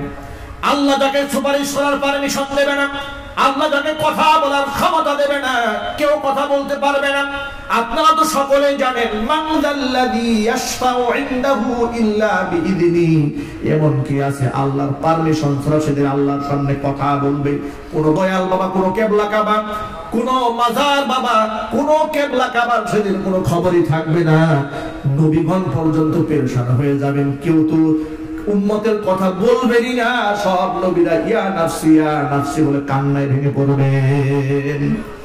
একমাত্র আমার আপনার হাবিব বিশ্বনবী মুহাম্মদ রাসূলুল্লাহ সাল্লাল্লাহু আলাইহি সাল্লামকে আল্লাহ পাক আশ্বস্ত করবেন, অভয় দিবেন, মাথা উঠান। আজকে আপনি যার জন্য সুপারিশ করবেন, আপনার সুপারিশ মঞ্জুর করে তাকে জান্নাতে প্রবেশ করানো হবে। আরেকটা হাদিসের মধ্যে এসেছে, আল্লাহ নবীকে আল্লাহ ডেকে বলবেন, ইয়া মুহাম্মদ আদখিল ইয়া মুহাম্মদ মিন উম্মাতিকা মান লা হিসাব আলাইহিম, ও নবীজি আপনার উম্মতের ভেতর থেকে আপনি ওই সমস্ত লোকদেরকে বাছাই করে জান্নাতে ঢুকায় দেন যাদের কোনো বিচার হবে না। আল্লাহু আকবার বলেন, আর জোরে বলেন আল্লাহু আকবার। ভাইরা আমার, কি সৌভাগ্যবান তারা, কত ভাগ্য তাদের ভালো যাদের কোনো বিচারই হবে না। যত বড় আলেম আর যত বড় বুজুর্গ হোক না কেন, আমলের হিসাব যদি, আমল নামা যদি সামনে পেশ করা হয়, পার পেয়ে যাওয়ার কোনো উপায় কারো থাকবে না, কোনো বুজুর্গের থাকবে না, ওলি দরবেশ থাকবে না, বক্তারা থাকবে না, শ্রোতারও থাকবে না, ইমামের থাকবে না, মুক্তাদির থাকবে না। এই জন্য আমল নামা যদি হিসাবই না হয়, তোর আমল নামা দেখবই না, সুরা ভেস্তে চলে যা। কত বড় তাকদীর ওলা, কত বড় ভাগ্যবান তারা, কত বড় নসিব তাদের, যাদেরকে আল্লাহ বিনা হিসেবে জান্নাতে দিতে চান। ভাইরা আমার, আল্লাহর নবী একটা দোয়া আমাদেরকে শিখিয়ে দিয়েছেন যে তোমরা আল্লাহর কাছে সব সময় এই দোয়া করো, আল্লাহুম্মা হাসিবনি হিসাবান ইয়াসীরা। সবাই পড়েন, আল্লাহুম্মা হাসিবনি হিসাবান ইয়াসীরা, আল্লাহুম্মা হাসিবনি হিসাবান ইয়াসীরা। অর্থ হচ্ছে, আল্লাহ তুমি আমার হিসাবটাকে সহজ বানিয়ে দাও। আর হিসাব সহজ বানাবার মানে হচ্ছে বিনা হিসেবে জান্নাত দিয়ে দাও। ঠিক কি না? পাক যেন বিনা হিসেবে আমাদেরকে জান্নাত দেন। যদি বলেন আল্লাহুম্মা আমিন। যুবক ভাইরা আমার, তাহলে নবীজি তো কিছু কিছু মানুষকে চিনবেন, যাদেরকে নবীজি আলাদা করে নেবেন, বাছাই করে নেবেন, কিন্তু প্রথমত তিনি উম্মতকে ভাগ করে ফেলবেন। মা আয়েশা রাদিয়াল্লাহু তাআলা আনহা বলছেন, ইয়া রাসূলুল্লাহ, আদম আলাইহিস সালাতু ওয়াস সালাম থেকে শুরু করে তামাম পৃথিবীর সমস্ত নবীদের সমস্ত উম্মতরা হাসরের মাঠে দাঁড়াবে। মানুষ তো দেখতে একই রকম, তামাম পৃথিবীর সমস্ত ওলিয়া আউলিয়া গাউস কুতুব আবদাল সহ যত মানুষ পৃথিবীতে আছে, চেহারা তো আর ভিন্ন রকম না, মানুষের চেহারা তো মানুষের মতোই একরকম, ঠিক কি না? অমানুষ যারা হয় তারা দেখতে তো মানুষের মতোই লাগে, ঠিক কি না? দেখতে মানুষের মতো, ব্যবহারটা জানোয়ারের মতো, কিন্তু সে তো মানুষের মতো। তা আপনি কি করে চিনবেন এটা আপনার উম্মত, এটা ইব্রাহিম আলাইহিস সালামের উম্মত, এটা মুসা আলাইহিস সালামের উম্মত? আপনি চিনবেন কি করে?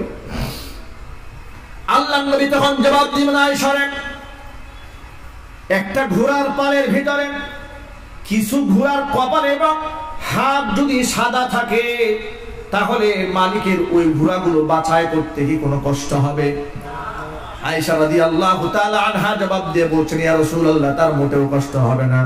হুজুর বলেন, আয়েশা রে, অনুরূপ ভাবে কিয়ামতের মাঠে আমার উম্মতদেরকে আমি বাছাই করব তাদের উজুর অঙ্গ প্রত্যঙ্গ দেখে, তাদের উজুর অঙ্গ প্রত্যঙ্গ গুররাম মুহাজ্জালিন শুভ নূর দ্বারা চমকাইতে থাকবে। চমকানো দৃশ্য দেখি আমি আমার উম্মতগুলোকে বাছাই করে নেব।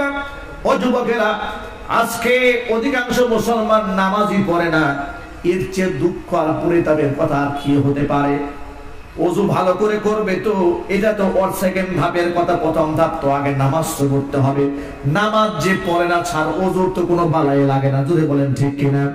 আমি আমার সকল ভাইদেরকে বলি, যতই আমরা চিৎকার করি, যতই চেঁচামেচি করি, দিন চাই, দিন চাই, ঈমান চাই, ইসলাম চাই, সংগ্রাম করতে চাই, জিহাদ করে বাঁচতে চাই, জিহাদ করে মরতে চাই, যতই স্লোগান দেই না কেন, মার খেতে খেতে পিঠের চামড়া উঠে যাবে, বিজয় পতাকা আসবে না। বিজয় পতাকা সেদিন আসবে যেদিন ঈমানের প্ল্যাটফর্মে নিজেকে শামিল করতে পারবো। প্রকৃত মুসলমান যদি না হতে পারি, প্রকৃত ইমানদার যদি না হতে পারি, আল্লাহ পাকের গায়বী নুসরত আসবে না, আল্লাহর সাহায্য আসবে না। এই জন্য মুসলমান তো আগে হতে হবে। আল্লাহর নবী বলেন, ৭২ কাতারা জাহান্নামী, একটা কাতারা জান্নাতি। যেই জান্নাতি কাতার আমার কাতারে শামিল হবে, আমার আদর্শকে যারা মানবে।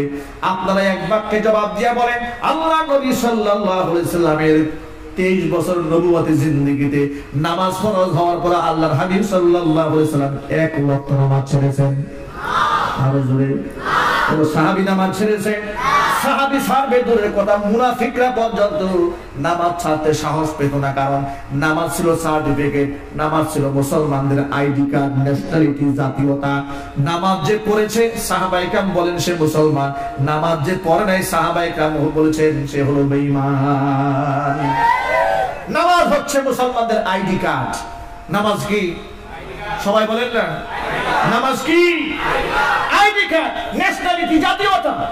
যার নামাজ নাই, লা দীন লিমান লা সালাত লা। যার নামাজ নাই, তার দ্বীন নাই, তার ধর্ম নাই, তার ঈমান নাই।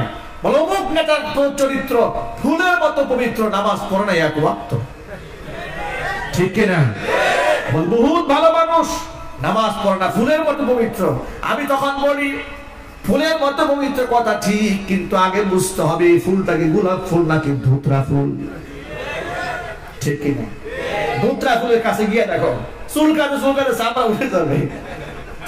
তুমি যার কথা বলেছো সে যদি বেনামাজি হয়, সে ফুল, তবে গোলাপ ফুল না, সে হচ্ছে ধুতরা ফুল, ঠিক কিনা ভাই? আমার আমি সকল ভাইদেরকে বলছি, নামাজ হচ্ছে মুসলমানদের আইডি কার্ড, নামাজ জাতীয়তা। নামাজ আছে, আমার আইডি কার্ড আছে, আমি একজন মুসলমান। এই জন্য মুসলমানদের কাতারে যদি শামিল হতে না পারি, তাহলে কোন লজ্জায়, কোন শরমে কিয়ামতের মাঠে হুজুরের সামনে দাঁড়াবে, হে রাসূল একটুখানি হাউজে কাউসার দেন, পান করি। শরম তো হওয়া উচিত, লজ্জা তো হওয়া উচিত, কথা বলেন ঠিক কিনা? রাসূলকে মহব্বত করে মুখে দাঁড়িয়ে রাখতে পারি না, রাসূলকে ভালোবেসে আল্লাহর ভয়ে 5 ওয়াক্ত নামাজই পড়তে পারলাম না, কিন্তু 16 আনা দাবি করে বসে আছি, কিয়ামতের ময়দানে পীর সাহেব এক ধাক্কা দিয়ে বেশি ঢুকাই দিবে। এই পীর বাংলাদেশে নাই? জান্নাতের টিকিট বিক্রি করে, আজীব কারবার। মক্কা মদিনার টিকিট বেচে পীর সাহেব, কবর জিয়ারত করলে নাকি মক্কা মদিনার টিকিট মিলে যাবে। এগুলো আবার ওয়াজে বলে আর পাবলিক কয় সুবহানাল্লাহ। আমি বুঝলাম না এই দেশটা যে কোন জাতির দেশ। সব মবরার দেশ বাংলাদেশ। এখানে যদি একটা কলা গাছও দাঁড়ায় তার 10 জন মুরিদ হয়ে যায়, ঠিক কিনা? আজীব। বিশ্বাস করেন এই সাতকানিয়াতে কালকে যদি আপনি জামা খুলতে পারেন, কালকের পরের দিন আপনার 100 মুরিদ হয়ে যাবে। বলবে যে বাবা জামা খুলছে তো বড় বাবা। আমি কি মিথ্যা কথা বললাম? ল্যাংটা বাবা নাই এই দেশে, তাদের নামে মাজারও আছে। ওরা আবার গান বানিয়েছে, বাবা মরে নাই দিয়ে গান বানিয়েছে। জামা কাপড় রাখে নাই, নামাজ তো অনেক পরের ব্যাপার। জামায় কাপড়ই রাখে নাই গায়ে, সম্পূর্ণ উলঙ্গ। লোকেরা তার পায়ে সেজদা দেয়, তার পা ধোয়া পানি খায়। মানুষের বিবেকে শয়তানে পেশাব না করলে এই কাজ করতে পারে? যদি বলে চাওয়ার যদি প্রয়োজন হয়, আপনি ওই লোকের কাছে কেন চেয়েছেন যে নিজের প্রয়োজন আজও পূরণ করতে পারে নাই? আপনার পকেটের টাকা, আপনার বাড়ির মুরগির ডিম, আপনার দেওয়া হাদিয়া, আপনার দেওয়া গরু, আপনার দেওয়া খাসি, তার উরস শরীফে না দিলে সে নিজেই তো আপনার মুহতাজ, ঠিক কিনা?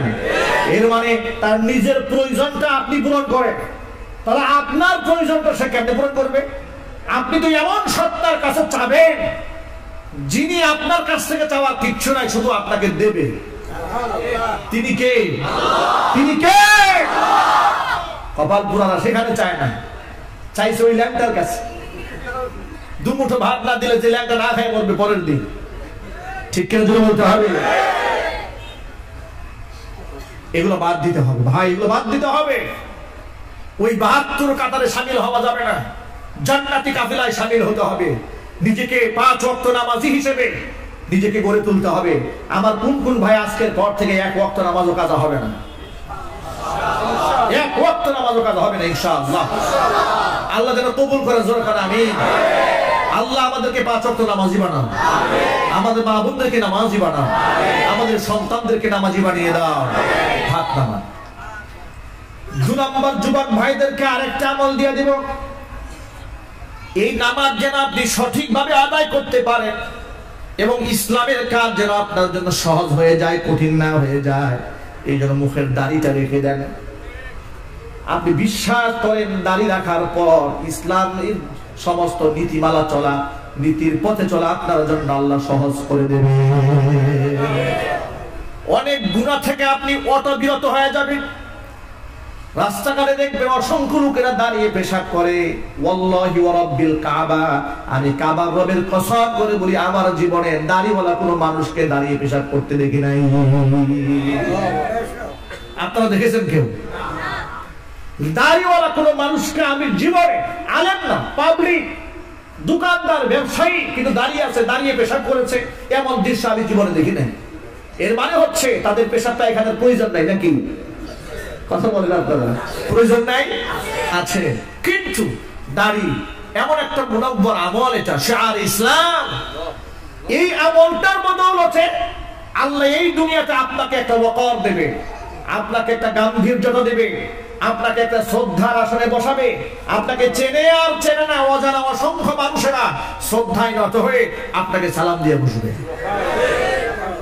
আপনার জন্য সিট ছেড়ে দেবে বাসের ভেতরে। দোকানদার মুখে দাঁড়িয়ে রেখেছে, গোটা মার্কেটের সব লোকেরা তাকে হুজুর বলে ডাকে, হুজুরের দোকান। সুবহানাল্লাহ। ভাই আমার চিন্তা করে দেখেন একটু, আমার হুজুর হলাম 12 বছর 16 বছর লেখাপড়া করে, ওরে দাঁড়িয়ে রেখে হুজুর হয়ে গেছে। মানে আলেম ওলামাদের লেবাস ছেদ ধরেছে, রাসূলের আদর্শ গায়ে সেট করেছে। আল্লাহ সুবহানাহু ওয়া তাআলা তাকে জিরো থেকে হিরো বানায় হুজুর বানিয়ে দিয়েছে। সুবহানাল্লাহ বলেন। অতএব দাড়ি রাখলে ইজ্জত কমে যায়, সম্মান কমে যায়। ইজ্জত কে বাড়ায় দিবেন জোরে বলেন? আল্লাহ পাক ইজ্জত বাড়ায় দিবেন। যুবকেরা আজকের পর থেকে মুখের দাড়িতে রাখা যাবে না ইনশাআল্লাহ। কারা কারা পারবে? আল্লাহকে খুশি করার জন্য হাত তোলেন, আল্লাহকে খুশি করার জন্য। আল্লাহ যেন কবুল করেন, জোরে করে আমিন। হাত নামান। অনেক যুবকেরা বলে হুজুর দাড়ি তো রাখতে চায়, তবে বউ পারমিশন দেয় না, ঠিক কিনা? উনি আবার অন্য মহিলার সাথে ভিডিও চ্যাট করে, মোবাইলে কথাবার্তা বলে, এখানে আর বউ পারমিশন লাগে না। বউকে মানে দাঁড়িয়ে ক্ষেত্রে খুব মানে, অন্য কোথাও বলে মানে না, যেখানে মানা দরকার সেখানে মানে না। আর যেখানে মানা দরকার নাই, যেখানে আল্লাহ রাসূলের নির্দেশ রয়েছে লা তাআতা লিমাখলুকিন ফি মাসিয়াতিল খালিক, আল্লাহকে অসন্তুষ্ট করে পৃথিবীর কোন প্রাণীকে সন্তুষ্ট করা যাবে না। এটা মাথায় রাখতে সব সময়, যে আল্লাহ যদি আমার প্রতি নারাজ হয় এই কাজটা করলে, কিন্তু ও মুখে খুশি হয়, তাহলে দুনিয়া অনেক বড় দুনিয়াদার, সে খুশি হয়ে যাবে এই কাজটা যদি আমি করি কিংবা না করি। আপনারা বলেন, মানুষের খুশির জন্য কি আল্লাহকে নারাজ করা যাবে? বরং আল্লাহকে খুশি করতে গিয়ে দুনিয়ার কোটি মানুষকে অসন্তুষ্ট করতে রাজি আছে। তবে এই কথাও জেনে রাখেন, আপনি আল্লাহর খুশির জন্য যদি আপনি কোনো কাজ করেন, মানুষকে আল্লাহ আপনার অসন্তুষ্ট করে রাখবে না। অসংখ্য মুমিন মানুষের ভালোবাসা তাদের অন্তরে আপনার জন্য আল্লাহ পয়দা করে দেবেন। এটা আল্লাহর ওয়াদা। কোরআন মাজিদ আল্লাহ রাব্বুল আলামিন বলেন, লক্ষ্য করেন, ইন্নাল্লাযীনা আমানু ওয়া আমিলুস সালিহাতি সায়াজআলু লাহুমুর রাহমানু বুদ্দা। নিশ্চয়ই যারা ঈমান আনে, ভালো কাজ যারা করে, অবশ্যই তাদের জন্য মানুষের অন্তঃকরণে আমি আল্লাহ আন্তরিকতা, মহব্বত ঢেলে দেই। হাদিসের মধ্যে এসেছে, আল্লাহ যখন কোন বান্দাকে ভালোবাসেন, আল্লাহ জিবরিল ফেরেশতাকে ডেকে বলেন, জিবরাইল অমুক ব্যক্তিকে আমি ভালোবাসি, ফাহিব্বা, তুমিও তারে ভালোবাসো। জিবরাইল তখন তাকে ভালোবাসে, ফাআলানা ফিস সামা, জিবরাইল ভালোবেসে নিজের মধ্যে ক্ষান্ত না রেখে গোটা আসমানের ফেরেশতাদের মধ্যে ঘোষণা দিয়ে বলেন, ফেরেশতারা, জমিনের অমুকের পুত্র অমুককে আল্লাহ ভালোবাসেন, বিদায় আমিও ভালোবাসি, তোমরাও তাকে ভালোবাসো। গোটা ফেরেশতা কুল যখন তাকে ভালোবাসেন, আল্লাহ নবী বলেন, ফায়ুদউ লাহুল কাবুলু ফিল আরদি, জমিনের মধ্যে আল্লাহ পাক তার একটা গ্রহণযোগ্যতা তৈরি করে দেন, তার একটা মহব্বত আল্লাহ তৈরি করে দেন। কেমন মহব্বত তৈরি হয় লক্ষ্য করেন। করোনাকালীন সময়ে মা মারা গেছে, সন্তান বের হয় নাই, বাবা মারা গিয়েছে, সন্তান বাবার লাশকে ধরে নাই, ঘরে উঠানের সামনে বাবা 3 দিন পর্যন্ত মরে পড়ে আছে, ঘর থেকে লোকেরা কেউ বের হয় নাই। নিজের স্বামী ঘরের নিচতলায় ঢুকে ঢুকে মারা গিয়েছে, দোতলায় বসবাস করে স্ত্রী সন্তানরা, তার বাবার কাছে স্বামীর কাছে কেউ যায় নাই। এমন নির্মম ঘটনা বাংলাদেশের মধ্যে ঘটেছে, এই জাতিকে চোখের মধ্যে আঙ্গুল দিয়ে আল্লাহ পাক দেখিয়ে দিয়েছেন। সেই কঠিন সিচুয়েশনের ভেতরে, এমন সংকটাপন্ন মুহূর্তে বাংলাদেশের বেশ কয়েকজন আলেমের মৃত্যু হয়েছিল, যে সময় মানুষেরা ঘর থেকে বের হয় না করোনার ভয়ে। আর আলেমদের মহাব্বত মানুষের দিলের মধ্যে আল্লাহ কেমন সৃষ্টি করে দিয়েছিলেন। বাংলাদেশের সব ডাক্তাররা, চিকিৎসা বিজ্ঞানীরা, তামাম পৃথিবীর সমস্ত বিজ্ঞানীরা একযোগে বলছেন, নিরাপদ দূরত্ব বজায় রাখো, নিরাপদ দূরত্ব বজায় রাখো, না হলে মরবা, এরকম স্লোগান দিয়েছে। আর সেই জায়গায় আল্লামা জুবাইর আহমদ আনসারী রহমাতুল্লাহি আলাইহি ব্রাহ্মণবাড়িয়াতে মারা গেলেন। তখন বাংলাদেশের লকডাউন চলছে, লকডাউন ভেঙে লক্ষ লক্ষ মানুষ জানাজার নামাজে শামিল হয়ে যায়। নেতা বলেছে, কর্মী দেখতেও যায় নাই এই করোনার সময়। বাস্তবতা নাই? আরো জোরে বলেন। যে কর্মী সারা জীবন পিছনে স্লোগান দিয়ে দিয়ে গলা ভাড়াই ফেলছে, ভেঙে বেড়াচ্ছে, কর্মীর সংসারের দায়িত্ব হয়তো এই নেতার ছিল, কিন্তু করোনার সময় মারা গেছে, 14 গোষ্ঠী উদ্ধার হয়ে গেছে, যায় না দেখতে, কয় বড় তো একাই বড়, তোমার সাথে মরতে চাই না, ঠিক কিনা? কিন্তু সে জায়গায় একজন আলেমের মৃত্যুতে লক্ষ মানুষ জমায়েত হয়ে গেল, মিডিয়া কর্মীরা পাগল হয়ে গেল। তারা মনে মনে ভাবলো, আলেমদের এত জনপ্রিয়তা কেন, আলেমের জানাজায় এত মানুষ হয় কেন? মিডিয়ার চুলকানি শুরু হয়ে গেল। যখন ঠিক কিনা?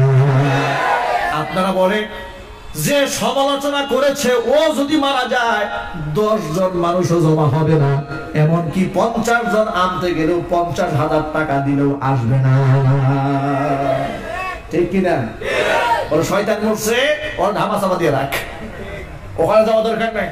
আর আলেম বলেছে, কোনো এলান হয় নাই, ঘোষণা দেওয়া হয় নাই, আপনারা জানা যায় আছে, ঘোষণা হয়নি, একটা জায়গার মধ্যে ঘোষণা হয়নি, বরং মাইকে উল্টা ঘোষণা হয়েছে, যে ছোট্ট আকারে জানাজা হবে, সকাল 10টায় টাইম দেওয়া হলো, প্রশাসন বললেন ছোট্ট পরিসরে জানাজা হবে, আমরাও হাজির।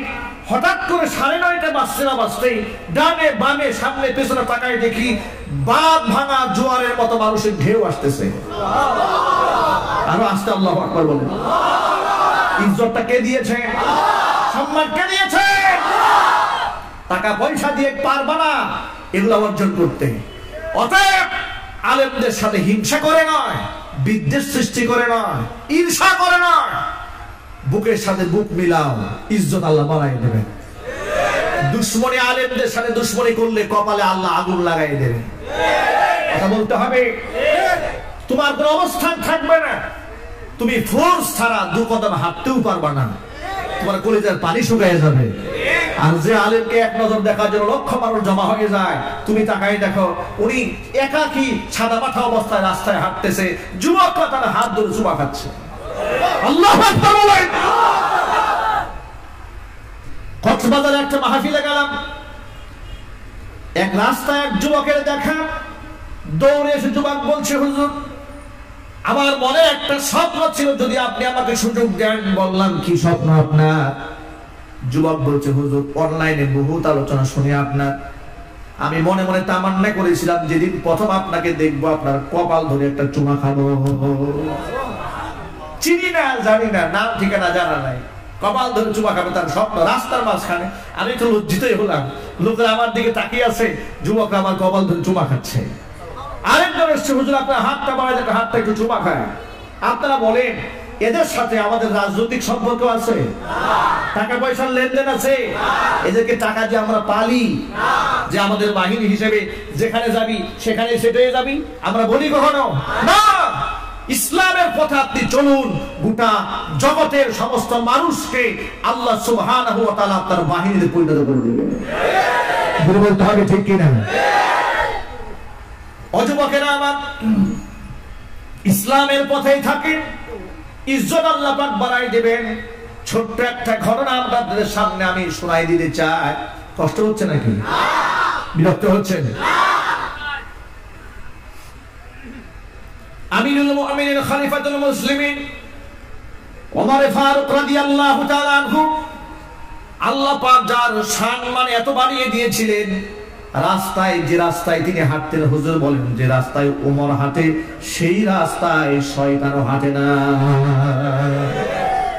আল্লাহ পাক তাকে এই ওয়াকার দিয়েছিলেন, এই ভাব গাম্ভীর্যতা কে দিয়েছিলেন?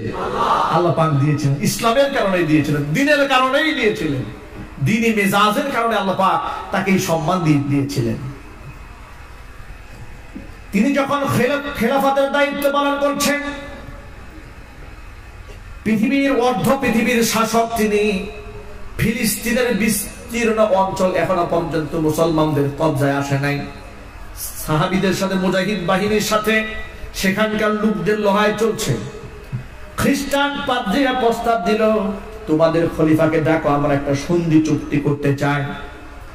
খলিফার কাছে আওয়াজ পাঠানোর পরে আল বিদায়া ওয়ান নিহায়া কিতাবের মধ্যে ইতিহাস থেকে এভাবে লেখা হয়েছে, হযরত ওমর বললেন আমি ফিলিস্তিনে যাত্রা করব। মদিনা থেকে রওনা হবেন, ফিলিস্তিনে যাবেন আন্তর্জাতিক সফরে।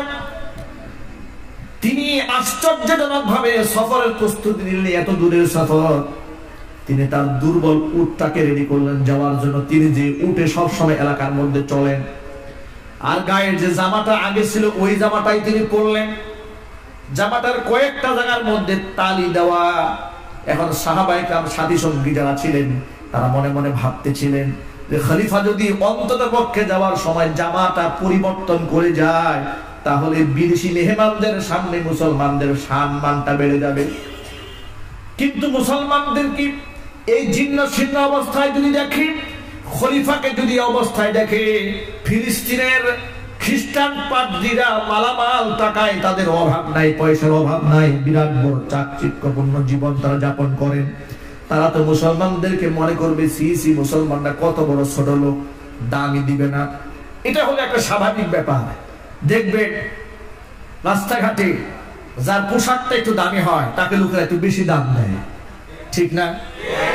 স্বাভাবিক স্ট্যাটাস হয়ে দাঁড়িয়েছে, সামাজিকতা।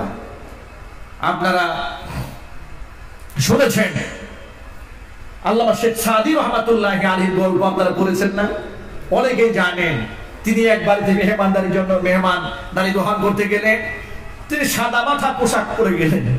তো সেখানে তার কোনো আদর আপ্যায়ন নাই, তার সামনে কেউ খানা পিনা দেয় না, ফল কিছু দেয় না। তিনি বুঝতে পারলেন, জ্ঞানী মানুষ তো বুঝতে পেরেছেন। তিনি বের হলেন, খুব চাকচিক্যপূর্ণ একটা জামা পরে এবার আল্লামা শেখ সাদী অনুষ্ঠানে অংশগ্রহণ করলেন। তার সামনে ফলের অভাব নাই, খাবারের অভাব নাই। খাবারগুলো তিনি পকেটে ঢুকাচ্ছিলেন, খাবার না খেয়ে সব খাবার পকেটে নিচ্ছেন। সাথী সঙ্গীরা বলছেন, আপনার কারণটা কি, ঘটনা কি? আপনি খাবার না খেয়ে সব জামার পকেটে ঢোকান কেন? তখন তিনি বললেন, এই খাবার তো আমাকে দেওয়া হয়নি, এই খাবার আমার পোশাককে দেওয়া হয়েছে। এই জন্য মনে মনে ভাবতেছি, খাবার এর পোশাক, এই খানাটা তুই খা।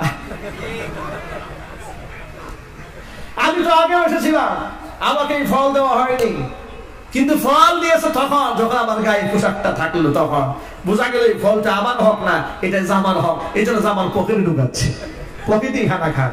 ভাই আমার, এটা মানুষের মধ্যে একটা স্বভাবজাত ব্যাপার যে একজন একটু পরিপাটি থাকলে মানুষ তাকে একটু মূল্যায়ন করে।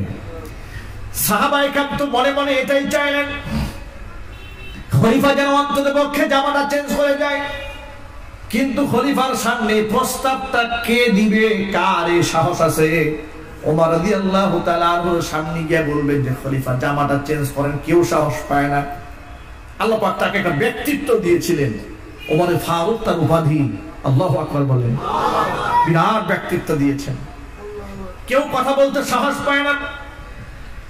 এক পর্যায়ে সবাই পরামর্শ করলেন প্রস্তাবটা কার মাধ্যমে দেওয়া যায়। সবাই প্রস্তাব করলেন, এই প্রস্তাবটা একমাত্র হযরত আলী ছাড়া কেউ দিতে পারবে না। যেহেতু আলী আহলে বাইতের সদস্য, একমাত্র তিনিই পারবেন এই প্রস্তাবটা দিতে। সাথীরা সবাই মিলে হযরত আলীকে পাঠিয়ে দিলেন খলিফার কাছে। খলিফার কাছে আলী বিনয় অবনত চিত্তে প্রস্তাবটা পেশ করলেন, আমিরুল মুমিনিন। সাথীরা সবাই চাচ্ছে আপনি জামাটা চেঞ্জ করে যান, কিন্তু কেউ বলতে সাহস পায় না। এই জন্য আমি বললাম। ওমর রাদিয়াল্লাহু তাআলা আনহু জবাব দিয়ে বললেন, আলী শোনো, কুন্না আদাল্লাল কওমি, এই পৃথিবীর মধ্যে আমরা ছিলাম সবচাইতে নিকৃষ্ট জাতি। আরবের লোকদেরকে রোম পারস্যের লোকেরা কোনো সম্মান দিত না, মর্যাদা দিত না। আমাদেরকে বেদুইন মনে করত, গাউবাধ মনে করত। আমাদের কোনো ইজ্জত ছিল না, কোনো সম্মান ছিল না। ফাআযানা বিল ইসলাম, আল্লাহ রাব্বুল আলামিন ইসলাম নামক নিয়ামতের মাধ্যমে গোটা বিশ্বব্যাপী আমাদের ইজ্জতকে সমন্বিত করেছেন। এত ইজ্জত আল্লাহ ইসলামের কারণে দিলেন। অতএব জামা দিয়া, ইসলামের জামা দিয়া আমাদের সম্মান হয় নাই, ইসলামের সৌন্দর্যতা দিয়ে আমাদের সৌন্দর্যতা বেড়েছে। অতএব তামাম দুনিয়া সব ছেড়ে দিতে পারি, ইসলামের আদর্শ ছেড়ে দিতে রাজি নই। আল্লাহু আকবার বলেন। আমি এই ঘটনা দিয়ে যে মেসেজ দিতে চাই তা একটুখানি পরেই বলছি। এই ঘটনা সর্বশেষ অবস্থা কি হলো লক্ষ্য করেন। উমর রাদিয়াল্লাহু তাআলা আনহু জামা তো চেঞ্জ করলেন না, কিন্তু সাথীরা সুকৌশলে তার জন্য একটা ঘোড়ার ব্যবস্থা করলেন। অন্তত পক্ষে দুর্বল উট নিয়ে যেতে বহু সময় লেগে যাবে, উট নিয়ে না গিয়ে অন্তত পক্ষে ঘোড়ার পৃষ্ঠে সওয়ার হয়ে যেন দ্রুতগামী ঘোড়ার পৃষ্ঠে সওয়ার হয়ে তাড়াতাড়ি চলে যায়। তার জন্য একটা ঘোড়াকে সাজিয়ে গুছিয়ে আনা হলো। তিনি ঘোড়ার পৃষ্ঠে উঠলেন, ঘোড়াকে যখন হাঁকিয়ে দিলেন, ঘোড়াটা এত জোরে দৌড় দিয়েছি, ওমর রাদিয়াল্লাহু তাআলা আনহু ঘোড়ার লাগামটা টেনে ধরলেন, ঘোড়া থেকে লাফ দিয়ে নেমে পড়লেন। সাথীদেরকে বললেন, তাড়াতাড়ি এটাকে এখান থেকে নিয়ে যাও, এটা ঘোড়া না, এটা হলো শয়তান। সাথীরা অবাক হয়ে গেলেন, খলিফা আপনি ঘোড়াকে শয়তান বললেন কেন? ঘোড়া শয়তান হলো কি করে? খলিফা বলছেন, আমি যখন ঘোড়ার পৃষ্ঠে উঠে সওয়ার হলাম, আমি যখন ঘোড়াকে হাঁকিয়ে দিয়েছি, ঘোড়া যখন সজোরে দৌড় দিয়েছে, আমার মনের মধ্যে একটা ভাবের উদয় হয়েছে। ঘোড়ার পৃষ্ঠে যখন সওয়ার হয় দেখবেন দেখতে কি সুন্দর লাগে, ঠিক না? ঘোড়া যখন অনেক সজোরে দৌড় দেয় দেখতে দৃশ্যটা দারুণ লাগে না? যিনি ঘোড় সওয়ার তার কাছে খুব ভাব হয় যে বিরাট বেটা, আমি এত জোরে ঘোড়া দৌড়াচ্ছে আমার ঘোড়াটা। এই জন্য দেখবেন পৃথিবীতে ঘোড় দৌড় প্রতিযোগিতা হয় না? ঘোড় দৌড় প্রতিযোগিতা হয়, এটা একটা ক্রেডিটের ব্যাপার। ওমর রাদিয়াল্লাহু তাআলা আনহু বলছেন যে ঘোড়ার কারণে, সাওয়ারির কারণে আমার মনের মধ্যে একটু ভাব আসছে, এটা তো সাওয়ারি না, এটা শয়তান। অহংকার ধাক্কা দিয়েছে। যে ঘোড়ার মধ্যে অহংকার সৃষ্টি করেছে না ঘোড়া নয় শয়তান, এটা চোখের সামনে থেকে সরাই দাও। আল্লাহু আকবার বলে। আর আমাদের বড় নেতা তো দূরে গেল, ছোটখাটো একটু নেতা হইলে কি ভাব, আরে ডানে বামে সামনে পিছনে যাওয়ার তো কোনো উপায় নেই, তারা সব পিছনে যায়, ঠিক কি না? ওনাকে সামনে যেতে হবে, ভাব দেখাতে হবে, দামি গাড়ি থেকে নামতে হবে, বিরাট একটা অবস্থা। খলিফা বলে সরা তাদের চোখের সামনে থেকে। দুর্বল উঠে সওয়ার হলেন, সফর সঙ্গী একজন খাদেম আসলাম খাদেমকে সাথে নিয়ে রওনা হয়ে গেলেন ফিলিস্তিনের উদ্দেশ্যে। ঘোড়া রশি ধরে ধরে আসলাম কিছুক্ষণ টানে, ওমর রাদিয়াল্লাহু তাআলা আনহু বসে থাকেন। ঘোড়া ধরে উট টানতে টানতে যখন খাদেম ক্লান্ত হয়ে যায়, ওমর রাদিয়াল্লাহু তাআলা আনহু উটের পিঠ থেকে নেমে যান, খাদেমকে উপরে উঠায় দেয়। এবার খলিফা নিজের হাতে টানে। আল্লাহু আকবার, জোরে বলেন আল্লাহু আকবার। এই ইতিহাসগুলা আমাদের বাচ্চাদেরকে স্কুলে কলেজে বিশ্ববিদ্যালয়ে পড়ানো দরকার, ঠিক কি না? এগুলো পড়ানো দরকার। এগুলো যদি পড়ানো হতো, এই দেশ, এই সমাজ, এই জাতি আরো অনেক ভালো হয়ে যেত। দুঃখজনক ব্যাপার, নীতি নির্ধারকরা এগুলা ঢুকাবে না। এগুলা পড়লে নাকি মানুষ মৌলবাদ হয়ে যাবে, ঠিক কিনা? আশ্চর্য ব্যাপার, এগুলো পড়ানো দরকার। তাহলে মনের মধ্যে মানসিকতার পরিবর্তন ঘটবে, মানুষেরা নিজের জীবনকে বদলাতে পারবে। সুবহানাল্লাহ। এবার হযরত ওমর চলতেছিলেন, উটের রশি ধরে খাদেম উপরে, আবার খাদেম নিচে নামে ওমর উপরে উঠেন। এভাবেই পালা বদল চলতেছিল। চলতে চলতে চলতে চলতে এক পর্যায়ে যখন ফিলিস্তিনের মাটিতে, যেখানে মুসলিমরা দাঁড়িয়ে আছি খলিফাকে রিসিভ করার জন্য, আর খ্রিস্টান পাদ্রীরা দাঁড়ায় আছেন মুসলমানদের খলিফাকে দেখার জন্য, সেখানে পালা চেঞ্জ হয়ে গেছে। খাদেম বসে আছে উটের পিঠে, খলিফা রশি ধরে টেনে টেনে আসতেছে। কি আজীব দৃশ্য এটা! যদি দুনিয়ার সাধারণ আমাদের মতো মন মানসিকতা হতো, বলতাম রে বেটা তাড়াতাড়ি নাম, ওই যে লোক দেখা যায়, সালাম তো সব তুই পাবি, ঠিক কি না? সালাম তো সব তুই নিয়ে নিবি, আমার উঠতে দে, রশি ধর। ওমর রাদিয়াল্লাহু তাআলা আনহু তা করলেন না। করবেনই বা কেন? মান তাওয়াদা লিল্লাহি রাফাহুল্লাহ। আল্লাহর জন্য যে ব্যক্তি বিনয় অবনত চিত্ত হয়, আল্লাহ পাক তার মান মর্যাদা উপরে উঠিয়ে দেয়। রশি ধরে ধরে টানতেছি, মুসলিমরা খলিফাকে রিসিভ করলেন, তার সাথে কথোপকথন হচ্ছে, কিন্তু উটের পিঠে যে বসে আছে তার সাথে কেউ কথাই কয় না। খ্রিস্টান পাদ্রীরা একজনে মুসলিম এক ভাইকে জিজ্ঞেস করলো, আচ্ছা বলো তোমাদের খলিফাকে? খলিফা তো বসে আছে, তার সাথে কেউ কথাই বলে না। বলে উটের রশি ধরে যিনি টানতেছিলেন তিনি মুসলমানদের খলিফা হযরত ওমর। খ্রিস্টান পাদ্রীরা বলে উঠলেন, ও মুসলমানেরা, তোমরা হয়তো ধারণা করেছিলে তোমাদের খলিফাকে এখানে আনিয়েছি সন্ধি চুক্তি করে তাকে লাঞ্ছিত করার জন্য, মোটেও নয়। কিতাবের মধ্যে যেমন আমরা মুহাম্মদ সাল্লাল্লাহু আলাইহি ওয়াসাল্লামের জীবনী পড়েছি, তাওরাত ইনজিল কিতাবের মধ্যে আমরা শেষ নবীর চারজন খলিফার জীবনীও আমরা পড়েছি। সেখানে এখানে আবাস দেওয়া ছিল, ভবিষ্যৎবাণী সেখানে লেখা ছিল, ফিলিস্তিন যে খলিফার হাতে বিজয় হবে, ওই খলিফা যখন ফিলিস্তিনের মাটিতে পা রাখবেন, তখন তার হাতে উটের রশি থাকবে, খাদেম উটের পৃষ্ঠে সওয়ার হয়ে থাকবে। দৃশ্যের সাথে বাস্তবতা, বাস্তব দৃশ্যের সাথে কিতাবের কথাটা হুবহু মিলে গেল। বুঝতে পারলাম এটাই হচ্ছে মুসলমানদের দ্বিতীয় খলিফা। সুতরাং আজকে শুধু বাইতুল মাকদাসের চাবিটা শুধু দেব না, কালিমার সামনে কল্লাটা পর্যন্ত সঁপে দিলাম। ও ভাইরা আমার, এই ঘটনা দিয়ে আমি আপনাদের সামনে যে বোঝাতে চাই সেটা হলো, ইসলামের মাধ্যমে আল্লাহ পাক আমাদের সম্মান দান করবেন। ইসলামটাকে জীবনের সকল ক্ষেত্রে যদি আঁকড়ে ধরে রাখতে পারি, পৃথিবীর কেউ আমাদেরকে লাঞ্ছিত করতে পারবেন না। আল্লাহ সুবহানাহু ওয়া তাআলা তার নুসরত দিয়ে আমাদেরকে সাহায্য করবেন। সুতরাং জীবনের সুখে দুঃখে সচ্ছল অসচ্ছল সর্বক্ষেত্রে আমরা ইসলামটাকে ধারণ করে রাখবো। নামাজ রোজা হজ যাকাতের সাথে সাথে তাহজিদ তামাদ্দুন কৃষ্টি কালচার কোন ক্ষেত্রে আমরা ইসলাম খাটো হয়, আমার ধর্ম ছোট হয়ে যায়, এমন কোন কাজ আমরা কেউ করব না। রাজি আছেন ইনশাআল্লাহ? রাজি আছেন তো ইনশাআল্লাহ? আল্লাহ তাআলা সকলকে কবুল করেন, জোরে কোন আমিন। আর চিল্লাবেন আল্লাহুম্মা আমিন। এবং আমরা বিভেদ চাই না, আমরা ঐক্য চাই, সত্যতা চাই না, ভালোবাসা চাই, ঠিক কি না? মোহাব্বত দিয়ে এক ভাই আরেক ভাইকে আপন করতে চায়। আমাদের মসজিদের দরজা সবার জন্য উন্মুক্ত থাকবে। আমাদের মধ্যে আসাবিয়ত গালেব না হয়। যে ভাইয়ের মাথায় টুপি নাই, সে ভাইয়ের মাথায় টুপি উঠিয়ে দেওয়ার আন্দোলন করব, ঠিক কি না? যে ব্যক্তি মসজিদে আসে নাই, তাকে মসজিদমুখী বানাবার প্রচেষ্টা চালাবো। কিন্তু এই কথা মাথায় রাখবো না, ওর মাথায় কালারিং টুপি কেন, ও আমার দলের না, ও আমার পীরের মুরিদ না। এই চিন্তা চেতনা অন্তর থেকে সাফ করে দেন, বিজয় আসবে ইনশাআল্লাহ। আল্লাহ রাব্বুল আলামিন আমাদের সকলকে কবুল করেন, মঞ্জুর করেন, জোরে বলেন আমিন।